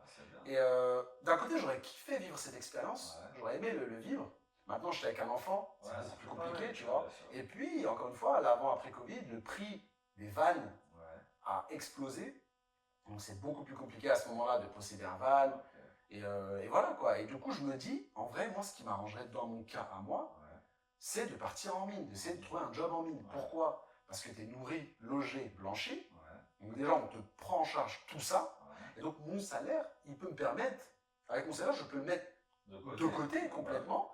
Et en même temps, une partie de mon salaire aussi finance, tu vois, mon loyer, mon appart et tout. Et comment ça se passe? Comment tu as fait pour rentrer en mine? Et ensuite, comment se passe le travail en mine? Parce que forcément, tu habites loin de ta famille. C'est ça. Alors déjà, je quitte Sydney. Donc maintenant, mon objectif, c'est rentrer en mine. Donc qui dit rentrer en mine, il faut savoir où est-ce qu'il y a des mines. Donc c'est comme ça que je te fais l'acheminement. Les mines, elles sont les mines, la ville qu'on appelle la ville minière, parce que c'est la plus grande ville qui est le plus proche du plus grand nombre de mines, c'est Perth. Donc Perth, c'est à peu près ici. C'est le sud-ouest. Exactement. Donc on prend un avion. Je commence d'abord à y aller seul. Pour d'abord, c'est ça. Il faut savoir que de Sydney à Perth, tu as 6 heures de vol. T'imagines, c'est un Paris-Doha. Et du coup, j'y vais. J'arrive là-bas, je dors chez l'habitant. Tu vois, je loue une chambre chez des gens. Des Indiens d'ailleurs qui étaient top. Et du coup, voilà, j'arrive là-bas. Entre-temps, j'ai rencontré des amis, dont une amie aujourd'hui qui devenait vraiment une amie de la famille aujourd'hui, qui m'a vraiment tout expliqué, qui m'a aidé de A à Z. Et du coup, j'ai pu, grâce aussi à son aide, trouver un job en mine. Mais j'étais encore à Sydney. Donc j'ai pris l'avion parce que je suis venu, parce que justement, un peu aussi grâce à elle, j'ai réussi à avoir un job en mine. Donc j'y vais pour faire l'entretien. Et en fait, il faut savoir que pourquoi je te dis en mine, tu es nourri, logé, blanchi, parce que tu vis pas dans la ville. Les mines, comme je te dis, elles sont vraiment dans des endroits sauvages. C'est un camp, on va dire. C'est un camp. Ça veut dire que tu prends l'avion, donc eux te financent, te payent l'avion pour prendre un vol de 1h30, 2h, 3h de vol, et tu arrives sur la mine en question. D'accord. Et une fois que tu arrives sur place, tu as un camp, tu as une chambre, il y a un self, voilà. Et du coup, j'arrive, je parle pas très bien anglais, je réussis l'entretien, tant bien que mal avec le. Tu vois, j'avais un peu préparé le truc, mais tu vois, voilà, à un moment donné, tu peux pas. Faut que tu y ailles, quoi, tu vois. Ah, la théorie, c'est bien, mais la pratique, voilà. J'arrive, ok, ça marche bien, elle me donne mes vêtements, parce qu'elle te donne les vêtements pour que tu ailles, tu vas avec tes compagnies, elle te donne tes billets d'avion, ton heure de départ, tu vas à l'aéroport, tu prends ton avion, tu atterris dans la mine, tu rencontres le superviseur, c'est lui qui discute avec toi, qui t'explique un peu comment ça se passe dans cette mine-là, et c'est parti, quoi, tu vois. C'est parti, t'attaques. Donc, une fois que tu arrives, le travail en mine, en général, c'est à peu près partout pareil, dans les grandes lignes, mais en fonction d'un site minier à un autre, ça peut varier. Et en général, tu commences à 5h du matin, allez, on va dire à 6h du matin, et tu finis à 18h. Ou 5h, 17h. C'est 12 heures de travail. Mais c'est pas 12 heures de travail à la française. En fait, c'est là où j'ai réalisé qu'en France, on travaille pas beaucoup, mais comme on travaille pas beaucoup, c'est condensé. Donc il faut aller vite et c'est intense. Là, c'est l'inverse. Tu travailles longtemps, mais comme tu travailles longtemps, tranquille. Voilà, tranquille, t'es pas pressé. Ça veut dire que tu commences à aller entre 5 et 6 heures du matin. Tu vas à la cafette, tu prends un café, tu déjeunes. Ensuite, il y a un bus qui vient te chercher du camp, qui te ramène sur la zone de travail. Là, tu fais en général ce qu'on appelle une réunion. Donc voilà, les gens sont autour de toi. Voilà ce qu'on va faire aujourd'hui. Voilà les stats, voilà les chiffres. Voilà, tu t'expliques le topo de la journée. Et tu switches avec ce qu'on appelle les night shifts. C'est-à-dire, toi, tu arrives le matin. C'est ça. Toi, tu arrives la journée, tu as les mecs de la nuit, eux, ils vont rentrer. Donc, petite réunion entre les deux. Nous, on va travailler, eux, ils rentrent au camp. Et toi, tu arrives et voilà, tu bosses, quoi. Moi, mon job à ce moment-là, j'étais un trade assistant. Vraiment, j'assistais les travailleurs. C'est-à-dire que mon but, en fait, pourquoi ce job il existe? En fait, pour plus de sécurité, je dois superviser de loin. Superviser, c'est un grand mot, mais je dois plus assister les travailleurs autour de moi. Ça peut être un soudeur, un électricien, un plombier, une personne qui travaille dans une zone dite à risque. Pourquoi? Parce que on est dans une mine, et par exemple, le gars me l'avait expliqué, tu es à 2 heures d'avion de la grande ville, tu es à 9 heures en voiture de l'hôpital le plus proche. Ça veut dire que si t'arrive un problème, on ne peut rien faire pour toi. Voilà, si t'as un rhume, tu t'es fait une petite égratignure, t'as une petite infirmerie. Voilà, t'as une infirmerie pour les premiers soins. Mais si t'arrives à une galère, moi je connais quelqu'un, il a failli perdre son bras. Son bras il a été coupé, voilà, c'était vraiment profond. Là, tu peux pas aller à l'infirmerie, là c'est l'hôpital, tu vois. J'en connais un autre, il y a du ciment qui est rentré dans son œil. Tu vois, donc ça, encore une fois, c'est des aléas du direct, c'est des aléas du direct, tu vois, c'est le risque du métier. Ça arrive pas souvent, c'est rare, mais quand ça arrive, quand t'as une galère, t'as une galère. Donc, eux, ils misent à fond sur la sécurité. La sécurité, c'est vraiment tolérance zéro. Ça veut dire, je te donne un exemple, moi je connais un mec qui s'est fait virer, parce qu'il y a une petite ligne, interdit de la dépasser, mais une ligne au milieu de nulle part, tu sais même pas pourquoi elle est là. Le gars l'a dépassé, dehors. Ils ont pas parlé avec lui, dehors. Il n'y a même pas de... Tu l'as vu? Oui, mais je savais pas, mais bon, dehors. Et en fait, c'est pour ça que je te dis, ils mettent vraiment le point sur la sécurité, et du coup, ça crée ce genre de job, et du coup, ce genre d'opportunité. C'est top. Et comment ça se passe? Comment c'était le déroulé vu que tu dormais sur place? Donc, moi, j'assiste donc les travailleurs. Je mets des cônes, des trucs. Je parle au Toki, par exemple. On me dit, tiens, est-ce que je peux passer dans cette zone? Alors moi, je dis, ok. Je dis à mon travailleur, attends, il y a un camion qui passe. Et lui, il s'arrête de bosser. Le camion, il passe. Il passe pas derrière nous, il passe genre à 100 mètres. Hein. Mais voilà, c'est l'Australie. Pas qu'il soit dérangé. C'est ça.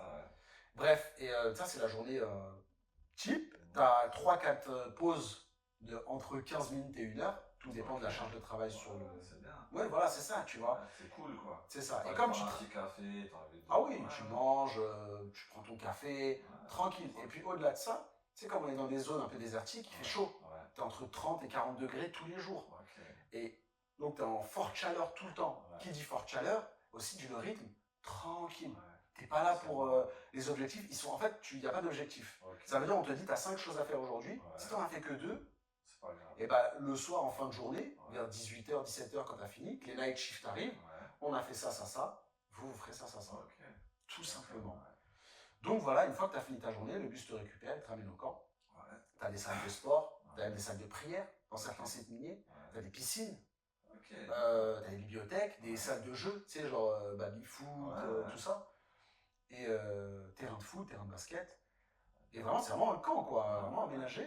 Et en général, les gens, moi, mon quotidien, c'était je sortais de. Dès que j'avais fini, j'allais au sport, je faisais ma petite séance de sport, j'allais manger, je vais au self, je rentrais, je passais une petite 30 minutes, 1 heure au téléphone avec ma femme, ma fille, et tu vas dormir. Par contre, à 21h, c'est fini. Et puis personne dort, t'entends rien, tout le monde dort. Si tu te lèves à 4 heures, je te lève à 4-5 heures. Crois-moi qu'à 21h déjà, ça fait quand même. Ça fait tard. Mais là, comment ça se passe le rythme? C'est 1 semaine, 2 semaines, 3 semaines? Voilà, alors c'est ça. En fait, comme tu pars et que tu dors sur place, tu as plusieurs rythmes différents. Donc tu peux partir 1 semaine et revenir 1 semaine. Tu peux partir 2 semaines et revenir 1 semaine. Et tu peux partir 3 semaines et revenir 1 semaine. C'est toi qui choisis? Non, c'est les boîtes en fonction de ce que les boîtes te proposent. Voilà, ça veut dire que tu as une boîte qui peut te dire je te fais un 1-1, 1 semaine on, 1 semaine off, 2-1 ou 3-1. Tout va dépendre. D'accord. C'est comme ça que ça se passe. Et ça va, c'était pas trop difficile pour toi et ton épouse? C'était très dur dans le sens où c'est pas le job en soi qui était dur. Attention, il y a des moments où j'ai quand même bien bossé, c'était quand même du charbon, mais c'était l'éloignement. C'est l'éloignement, forcément. L'éloignement de. Elle se retrouve toute seule. Mais encore une fois, si Dieu est grand, elle a sa nièce, elle a une grande nièce, tu vois, qui a 25 ans, tu vois, à ce moment-là. Et du coup, au moment où je pars, elle vient. Parce qu'elle voulait tenter une expérience aussi. Elle savait qu'on était là-bas. Elle voulait pas aller toute seule. Et du coup, elle se retrouve avec sa tante, tu vois. C'est-à-dire que moi, je pars. Elle n'était pas seule. Elle n'est pas seule. Ça va. Et elle appréhendait un peu de se retrouver seule, qu'avec sa fille. Ça peut être compliqué d'être H24 avec ton enfant quand t'as pas. Je vais pas dire pas l'habitude, tu vois. T'as pas l'école, voilà. chez toi. Parce que en général, t'es toujours avec la famille. Ça veut dire qu'elle est souvent chez mes parents, chez sa mère, ses sœurs, ses frères, la famille, on est toujours entre nous. Moi, je suis là, donc voilà, l'enfant, il est toujours, en fait, inconsciemment, il est toujours partagé. Exact. Donc tu n'as pas 100% de ton temps au final. Et puis, c'est, voilà, tu vois, la petite, en plus, quand on allait bosser, on la laissait chez mes parents. Donc au final, tu n'avais pas 100% du temps. Là, c'est vraiment elle avec sa fille 100% du temps. Donc ça peut être. Nous, on s'en rend moins compte, je pense, comme on est des hommes. Mais de son côté à elle, et je voyais les retours même de ses amis et tout, qui me disaient ah ouais, mais t'es tout le temps avec elle et tout. Mais ça peut être. Voilà, toute la responsabilité sur toi, en fait. C'est ça. Et c'est ce qu'elle me disait. J'ai toute la responsabilité, s'il lui arrive un truc, je suis toute seule. Qu'est-ce que je fais s'il lui arrive une galère? Où je vais? Voilà, c'est ça. Mon anglais, il est pas. Il est pareil, encore une fois, si j'ai une urgence, ça doit aller à l'hôpital. Tu vas parler anglais comme ça, c'est pas. Donc ça a été tout ça. Donc sa nièce la rejoint. Donc elle, à ce moment-là, elles sont encore à Sydney. Et donc moi, je faisais les trajets Perth, Sydney. Donc je perdais un jour à chaque fois de récup. Parce que je me prenais mes billets d'avion de Perth à Sydney, de Sydney à Perth. Sachant que c'est 6 heures de vol, tu vois. Donc, c'est une journée perdue. Et donc, moi, j'avais le 2-1. 2 semaines sur site et 1 semaine off. Et donc, dès que je revenais, c'était des moments. C'est là quand voilà. Ta fille, exactement. On profitait, j'ai découvert telle plage, tel resto, tel truc, on y va. Là, c'est vraiment vacances. C'était franche, pour moi, c'était l'expérience la plus dure. C'était de se séparer de sa famille. C'est très dur. Voilà. Mais en même temps, pour être 100% honnête, la distance, ça nous a encore plus rapprochés avec ma femme. Je ne sais pas comment l'expliquer, mais en fait, moi, ça m'a fait grandir de me retrouver seul dans l'adversité. Je ne parle pas anglais. En plus, les mecs du bush, ils ne parlent pas comme les mecs des villes. C'est ça. Les mecs, ils ont un accent de ouf et ils parlent, tu sais, le slang, l'argot. Ça veut dire, des fois, il te dit des mots, déjà que je ne comprends pas ce qu'il dit, mais en argot. Imagine. Alors, je suis noyé, je suis dans l'eau, j'apprends des trucs que je ne savais pas faire. Par exemple, changer une salle de bain. Le mec, il me dit, tiens, change-moi la salle de bain, là. Tu sais, les douchettes. Comment ça, change-moi la salle de bain? Et le gars, tu sais pas, le mec, il t'explique, tu vois. Et si t'as pas l'habitude de le faire, moi, à la base, tu vois, mon secteur, c'est pas le domaine manuel, tu vois. Et j'ai appris, du coup, à faire des cages, voilà. Donc, toi, c'est ça, t'apprends des choses, ça te fait grandir tout seul en tant qu'homme, et elle, ça l'a fait grandir toute seule en tant que femme, tu vois. Et le fait de grandir chacun de notre côté, c'est pour ça que la distance, ça nous a séparés, mais ça nous a aussi beaucoup rapprochés par rapport à plein de points qu'on a dû se challenger, tu vois, chacun de notre côté, tu vois. Magnifique, Et donc ça a été vraiment. C'est pour ça que je te dis, il y a eu des points qui étaient durs, mais qui nous ont beaucoup apporté par la suite. C'est ça. Et ça a duré combien de temps? Ça a duré 6 mois à peu près. Donc tu as resté 6 mois. Donc j'ai fait 6 mois à peu près. 3, ça suffisait, 3. 3, ça suffisait, Ouais. bien sûr. Et je vais aller encore plus loin, parce qu'en ligne, comme je fais des longues heures, tu peux même gratter, je crois, un peu plus. Tu vois. Mais ouais, j'ai fait ça, c'est un peu plus de 6 mois. Ouais. 6 mois à peu près, ouais. Et du coup, entre-temps, ma femme et ma fille m'ont rejoint à Perth, dans la ville plus proche. Qui était plus proche. Comme ça, déjà, je gagnais un jour, et c'était beaucoup plus accessible, tu vois. Et donc, voilà. Et après ça, comment ça s'est fini, l'Australie? Et donc, l'Australie, donc je finis mon année de visa. Et donc, on se dit maintenant, bah, voilà, j'ai bien bossé, on s'est bien séparés, maintenant on va se retrouver, on va profiter ensemble. Donc, on prend, donc ça arrive le ramadan, parce qu'on est parti sur un an, donc le ramadan arrive. Donc, on fait peut-être une semaine de ramadan en Australie. Ça s'est très bien passé. D'ailleurs, le ramadan en Australie, c'était vraiment au top. Parce que, comme je t'ai dit, c'est le rapport musulman et tout. Le côté musulman en Australie est très développé, ou en tout cas beaucoup plus développé, par exemple, qu'en France. Et voilà, tu sais, t'as le Coran dans les rues. T'as des femmes voilées qui travaillent à l'aéroport, qui travaillent dans les administrations. C'est normal, tu vois, pour eux, il n'y a pas de... le gouvernement finance des projets avec la mosquée. Donc voilà, c'est des choses que nous, on ne retrouve pas forcément ici en France. Et là-bas, de le voir, de le découvrir, bah, forcément, c'est plus facile, entre guillemets, de suivre ta religion, tu vois. Enfin bref. Et du coup, nous, on s'est dit quoi, bah, voilà, c'est les vacances, notre visa est fini, donc je dois quitter le territoire à ce moment-là. Et on part en Malaisie. On finit le ramadan en Malaisie, en même temps on voyage. Donc on arrive à Kuala Lumpur, une ville incroyable. Je sais qu'à Kuala Lumpur, en général, c'est 50-50. Mais moi, je suis de 50, j'ai trop kiffé. Et on finit le ramadan là-bas. Il fait gris, il fait lourd. Quand t'as pas l'habitude, c'est pesant. C'est humide. Ouais, tu transpires tout le temps. Tu vois, limite, il te faut 2 t-shirts. Mais c'est pas cher. Mais quand je dis, en fait, la qualité par rapport au prix, c'est incroyable. Les mosquées, j'en parle même pas, c'est des chefs-d'œuvre. La nourriture, elle est bonne. Les gens sont accueillants, sont sympas. T'as quand même pas mal de choses à voir dans la ville. Et encore, nous, on est restés dans la ville. Mais si tu vas aller à Langkawi, si tu vas aller aux îles Perhentianes, c'est un endroit beaucoup plus sauvage. Bah là, le pays t'offre quand même pas mal de choses à faire et à découvrir. Donc voilà, on s'est bien baladé, on a profité. Après, on est parti à Singapour. Donc on a fait un week-end à Singapour. Bah, c'était cool. Je ne cache pas que c'est pas la destination. Tu restes un week-end déjà. J'ai fait 4 nuits. Si j'aurais pu en faire 2 ou 3, ça suffit. Ça suffit. 3, je pense c'est bien. 4, ça commençait à être un peu long, tu vois. Mais je pense que Singapour, c'est plus un endroit où si tu veux vivre. Par exemple, on a croisé un prof d'anglais. C'était un Allemand, il était prof d'anglais là-bas. Il jure que par Singapour, tu vois. Mais voilà, c'est top. Je pense que c'est à faire. Mais il ne faut pas que ce soit... Tu ne prends pas 15 heures de vol juste pour ça, tu vois. De toute façon, je ne pense pas que les gens le font. L'aéroport est magnifique. Les gens sont sympas, accueillants. Et tu as beaucoup d'anciens Chinois, ou même de Chinois qui vivent là-bas et de Malaisiens. Singapour, c'est un peu le Monaco, la Suisse, je dirais plus le Monaco de l'Asie. Et cool. Et du coup, on décide de revenir en Australie pour faire un road trip cette fois. Genre, on s'est dit, l'Australie, c'est cool. J'ai bossé, on a fait les plages, on a visité des endroits sympas. Et là, il en faut plus. Tu vois. Donc là, on avait acheté un 4x4 entre-temps. Et on part un road trip dans le Western Australia. Et là, quand tu reviens en Australie, t'es toujours sous le visa. Là, je change de visa. Donc là, je suis plus en working holiday, je suis plus en visa vacances-travail, je passe en visa touriste. Donc, j'ai plus le droit de travailler. Et je suis là que pour les vacances. Je suis là que 3 mois. Donc, tu peux nous montrer c'est ça. Donc, je te montre sur la carte. Donc là, nous, on est là. Et cette partie-là, si tu veux, c'est désertique. Donc, c'est la plupart des mines, elles sont vers là. Et le Western Australia, c'est ici. Et donc, on est ici. Et on part en 4x4, on fait un road trip là-bas. Et on découvre des endroits incroyables, tu vois. Des endroits, mais uniques au monde. Et on prend une carte, mais... C'est là-bas que j'ai vu le plus beau coucher de soleil de ma vie. Pourtant, des couchers de soleil, j'en ai vu. Je les chasse, je les traque. Crois-moi que j'en ai vu. Celui-là, incroyable. Vraiment, je ne l'oublierai jamais. J'ai vu... quoi d'incroyable? Bah en fait, déjà, c'est un endroit qui est sauvage. Ça veut dire que c'est un espèce de camp, comme un camping, où les gens dorment dans leur voiture. Donc, tu as des vannes, l'un à côté de l'autre, aménagés. Tu as ce qu'on appelle des émeus. Des émeus. Voilà, je te montre ce que c'est. Ah ouais. C'est des espèces d'autruches. Voilà, c'est des espèces d'autruches australiennes.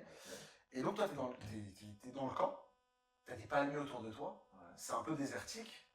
t'as des émus comme ça qui se baladent, des autruches autour de toi, tu sais, ils sont pas agressifs et tout, ils tournent autour de toi.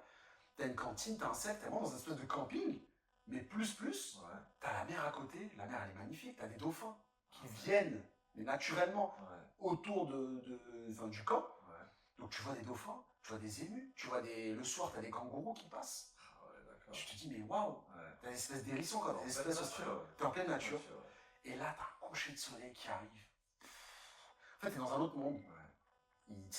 Ça arrive, c'est jaune, d'un coup ça devient orange, violet, rose. En fait, tu regardes, le sable il est blanc, c'est rose, violet. Je dis, mais je suis où là? C'est un autre monde là. C'est incroyable, je te jure. Et tout ce contexte, c'est pareil, tu as une tortue qui passe, tu dis, mais c'est vraiment, t'es dans un monde. T'as pas vu de grenouilles dans tes toilettes ou des. Non. Je te jure, par contre, pas de serpent, pas d'araignée. J'en ai vu des araignées, mais j'en ai vu des plus grosses en France, tu vois. Genre, tu vois, tu sais, des petites araignées avec l'humidité, ou de temps en temps, l'araignée, elle est comme ça, tu vois. Non, pas tout ça. J'ai vu 2 serpents, mais dans des endroits, par exemple. Tu t'y attends, on va dire. Ouais. Par exemple, j'ai vu un gros serpent, il était comme ça, tu vois. J'en ai vu un, c'était en mine.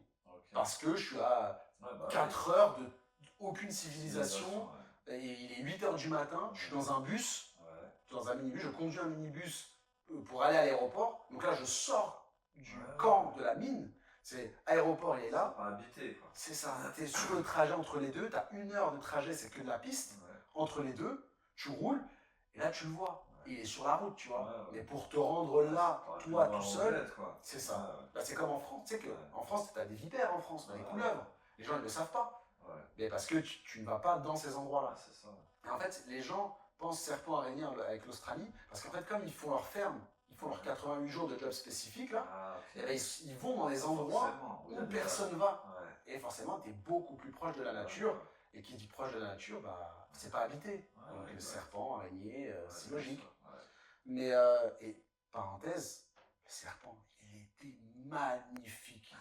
Sofiane, incroyable. Toi, tu vois des serpents aux eaux des fois et tout. Celui-là, tu sais, il était vert, émeraude. C'est le soleil, il flash, il réfléchissait sur lui. Je dis, mais mec, regarde, t'as un serpent. Mais waouh, ça, c'est un serpent. Il est magnifique. Je te jure, vraiment, une claque, quoi. Et le deuxième, bah, je vais te dire après où je l'ai vu, mais il était minuscule. C'était un bébé serpent minuscule, mais bref, donc on fait notre road trip dans l'Est Ancestral. J'ai vu la plus belle nuit étoilée. Enfin, je vois, tu sais, la Voie lactée.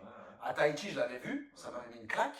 Mais là, en fait, c'est un espèce de désert qui s'appelle Pinnacle, qui est vraiment un désert un peu original, en fait. Il est unique au monde. Je te montrerai des photos. Et le soir, là-bas, c'est connu pour avoir une des meilleures nuits étoilées, en fait. Souvent, dans les déserts, c'est là où tu as des belles nuits étoilées, parce que c'est bien dégagé. Et là, on y va et on regarde et tu prends une claque, quoi. Tu te dis, mais waouh! Donc, ouais, ça a été ça. C'était de voir des animaux. T'as des requins-baleines pas loin, t'as des raies, t'as des tortues, des kangourous, des dingos. Vraiment, t'es coupé du monde, t'es vraiment dans un autre monde. Et ça nous a vraiment agréablement surpris, un rêve. Je disais tout à l'heure, c'était vraiment, je décris notre aventure, c'était un rêve. Bah là, c'était encore plus, voilà, c'était un rêve.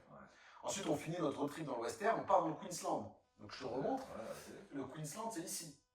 Et donc là, une des régions les plus connues d'Australie et les plus réputées. Parce que c'est le Queensland, c'est tropical, plage paradisiaque, c'est magnifique et tout.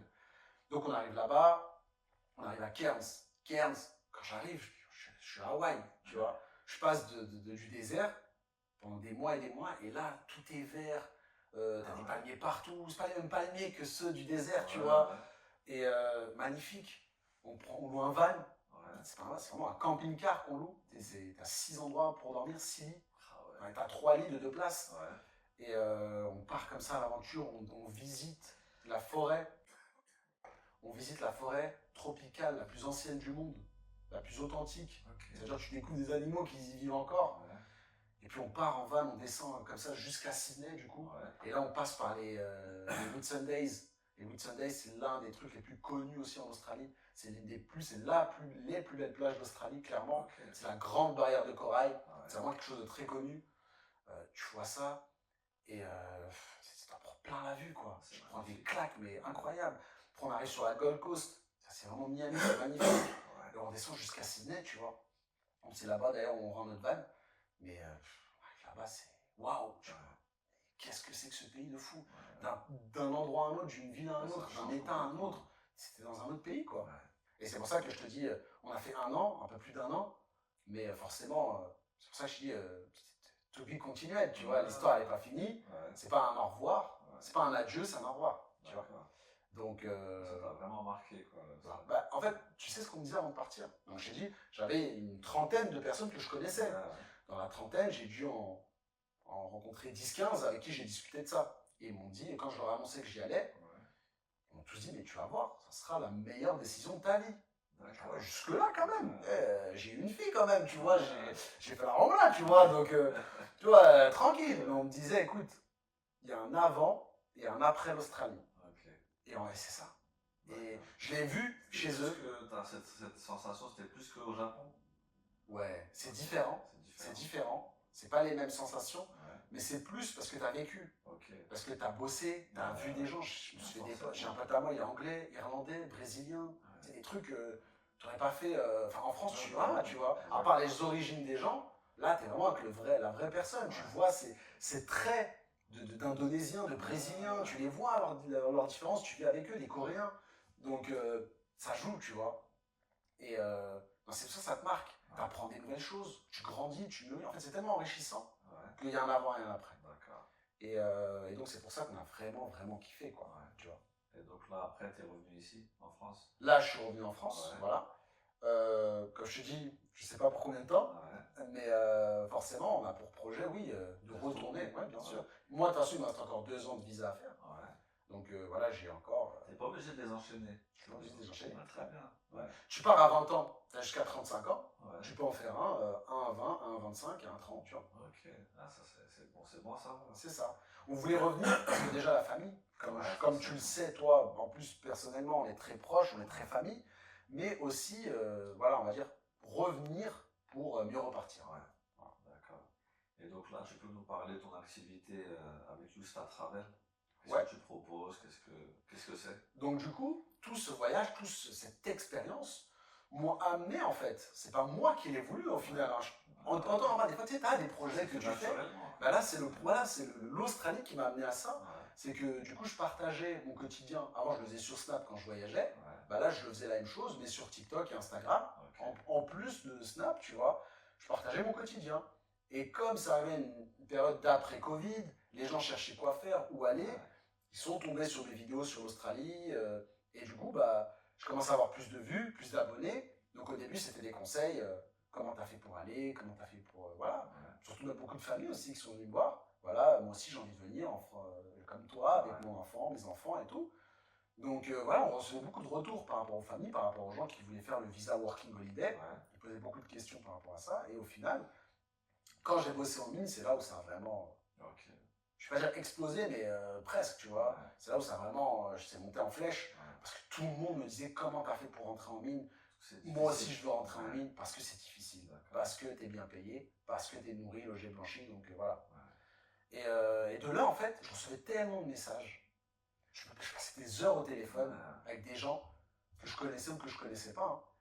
Et avec des amis, du coup, on a décidé de monter un projet. On s'est dit, tu sais quoi, au lieu de chaque fois perdre notre temps comme ça, de nous prendre sur notre temps de famille, notre temps perso, notre temps sur notre temps de travail, venons créer un truc, un projet, on aide tout le monde, tous ceux qui veulent. On a créé un projet, un service d'accompagnement personnalisé pour l'Australie. D'accord. Donc aujourd'hui, c'est une activité qu'on a lancée. Ça veut dire que les gens les accompagnent de A à Z, de la France, même si la personne vraiment n'y connaît rien.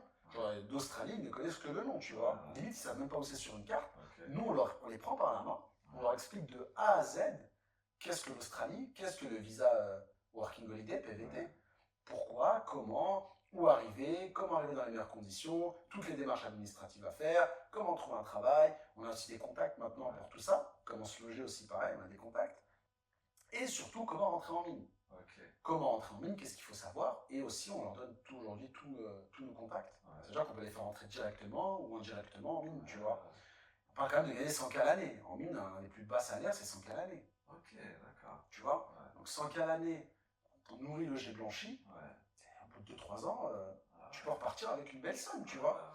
Mais voilà, et ça, c'est des opportunités que tu découvres, que tu te crées en voyageant. Exactement. Tu vois, ça, tu vas jamais le savoir si dans ta tête, c'est métro, boulot, dodo, forcément, tu vois. exactement. Après, voilà, chacun est comme il est. Hein. Mais personnellement, j'ai toujours su, au fond de moi, que le fait de voyager, parce que tout le monde te dit, ouais, mais tu voyages, tu dépenses ton argent. Mais les gens ne se rendent pas compte que, alors oui, tu dépenses ton argent, mais d'un côté, tu t'enrichis. Tu t'enrichis personnellement. D'un point de vue personnel. Mais aujourd'hui, on arrive dans une génération où tu peux t'enrichir même financièrement en voyageant. Si bah, tu es au bon endroit au bon moment, si tu connais, et ça, pour être au bon endroit, au bon moment, pour avoir un peu d'expérience, il faut bouger. Il faut bouger, il faut voyager, exactement.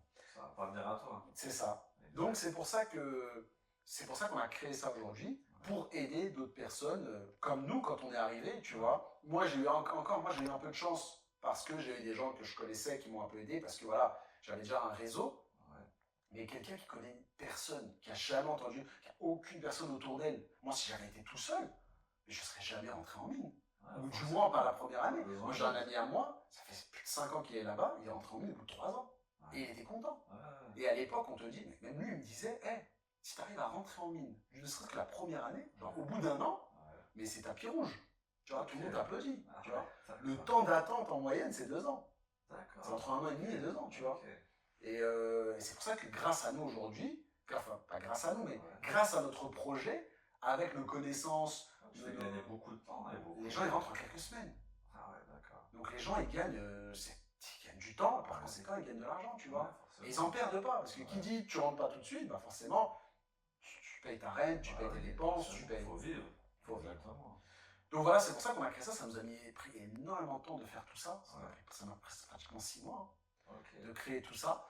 Et voilà, et aujourd'hui, voilà, on a lancé ça, ça commence à prendre et tout, donc on est content.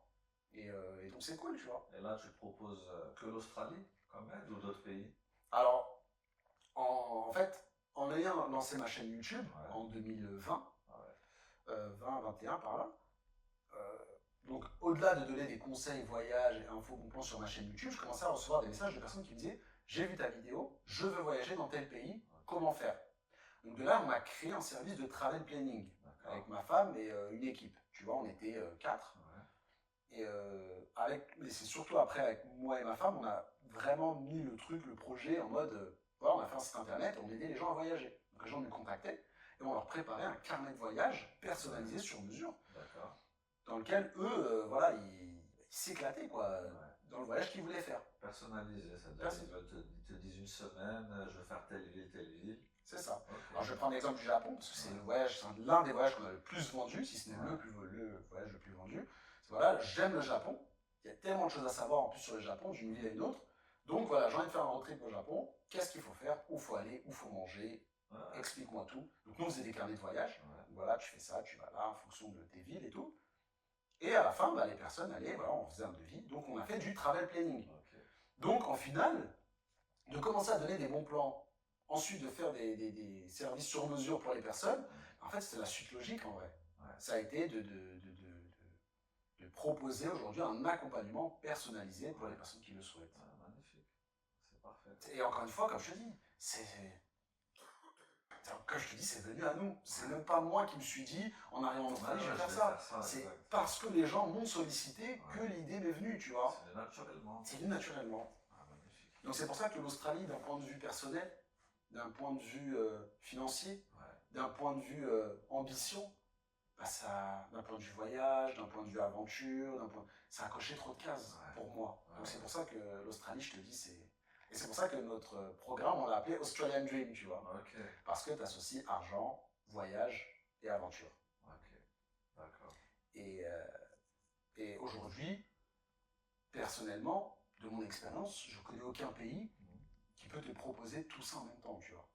Je parle pour moi. Bien sûr. Mais aujourd'hui, gagner de l'argent, voyager, voir des paysages incroyables, apprendre l'anglais, franchement, c'est pas...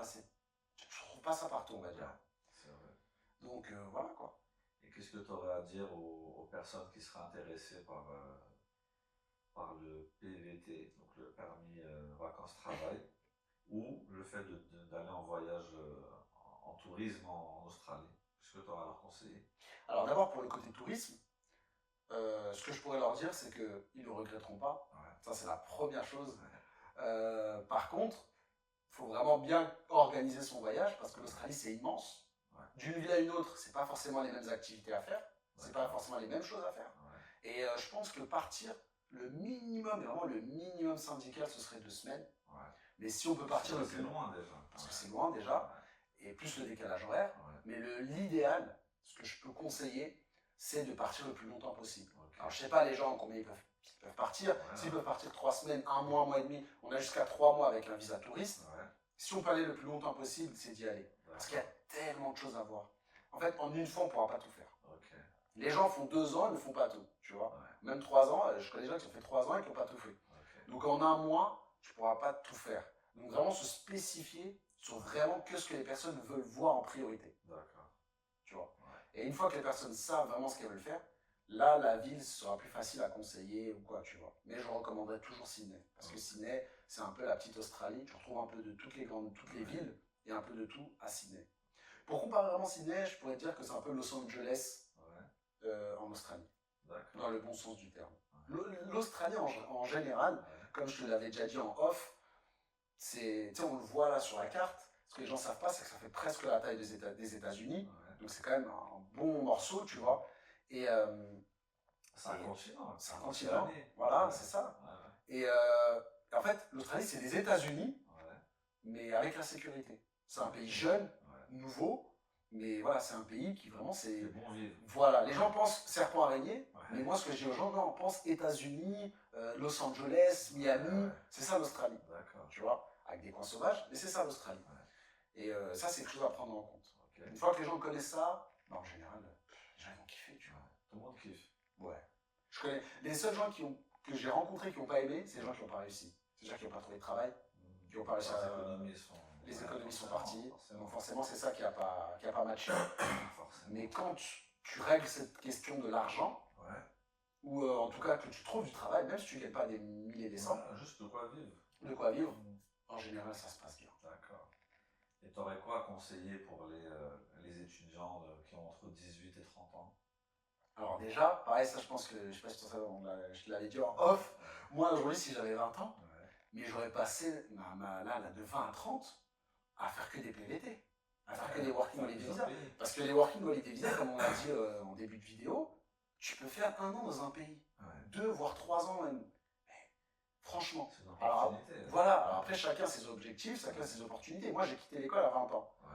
De 20 à 30, si j'avais su que ça existait, mais j'aurais fait le Japon, j'aurais fait la Corée, des pays qui me branchent, quoi. J'aurais fait la Norvège, l'Islande, l'Argentine, l'Uruguay, le Chili.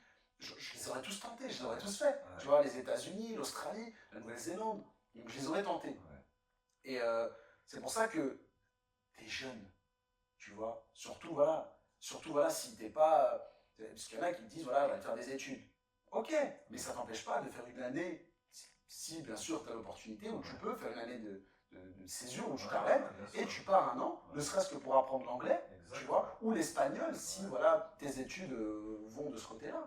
Mais voilà, tu as même, je crois, Taïwan, tu vas apprendre, enfin, tu as des pays, en fait, aujourd'hui, tu peux plus, t'as pas de barrière à te dire, ah non, je peux pas voyager parce que j'ai pas d'argent. Tu peux aller en étudiant, tu peux aller en travaillant, en gagnant de l'argent, et en même temps en découvrant un pays ou une culture que tu aimes. Et en plus de ça, apprendre l'anglais ou l'espagnol ou le chinois ou le mandarin, tu vois ce que je veux dire? Ça veut dire que tu peux allier l'utile à l'agréable et cocher des cases importantes, tu vois. Travail, études, école, langue, expérience. Franchement, pourquoi t'en profites pas? Tu vois ce que je veux dire? T'as 20 ans, de 20 à 30, c'est là où t'es jeune, c'est là où tu te construis en tant qu'être humain, en tant que personne, en tant qu'homme, en tant que femme.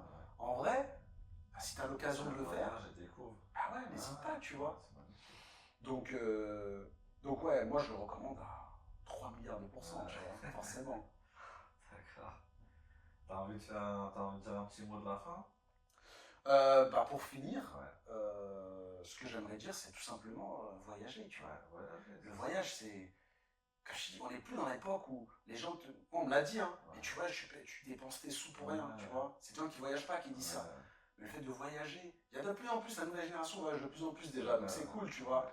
Mais enfin, tu peux découvrir des choses incroyables. C'est pas que le côté argent. C'est pas que le côté C'est comme argent. un investissement. Mais bien sûr, Ça même si change ta personne. Et en vrai, même si tu n'as pas beaucoup d'argent, Ouais. aujourd'hui, tu peux faire des tours d'Asie, Ouais. de l'Asie, qui est une expérience folle, pour pas trop cher. Ouais, c'est vrai. Franchement, aujourd'hui, tu as Tu plein prends à de. l'avance. Voilà, tu as des études, tu peux faire des études de tourisme, des BTS commerce international, voilà, des trucs dans des études de langue qui peuvent te permettre d'étudier, d'être pris en charge et de voyager.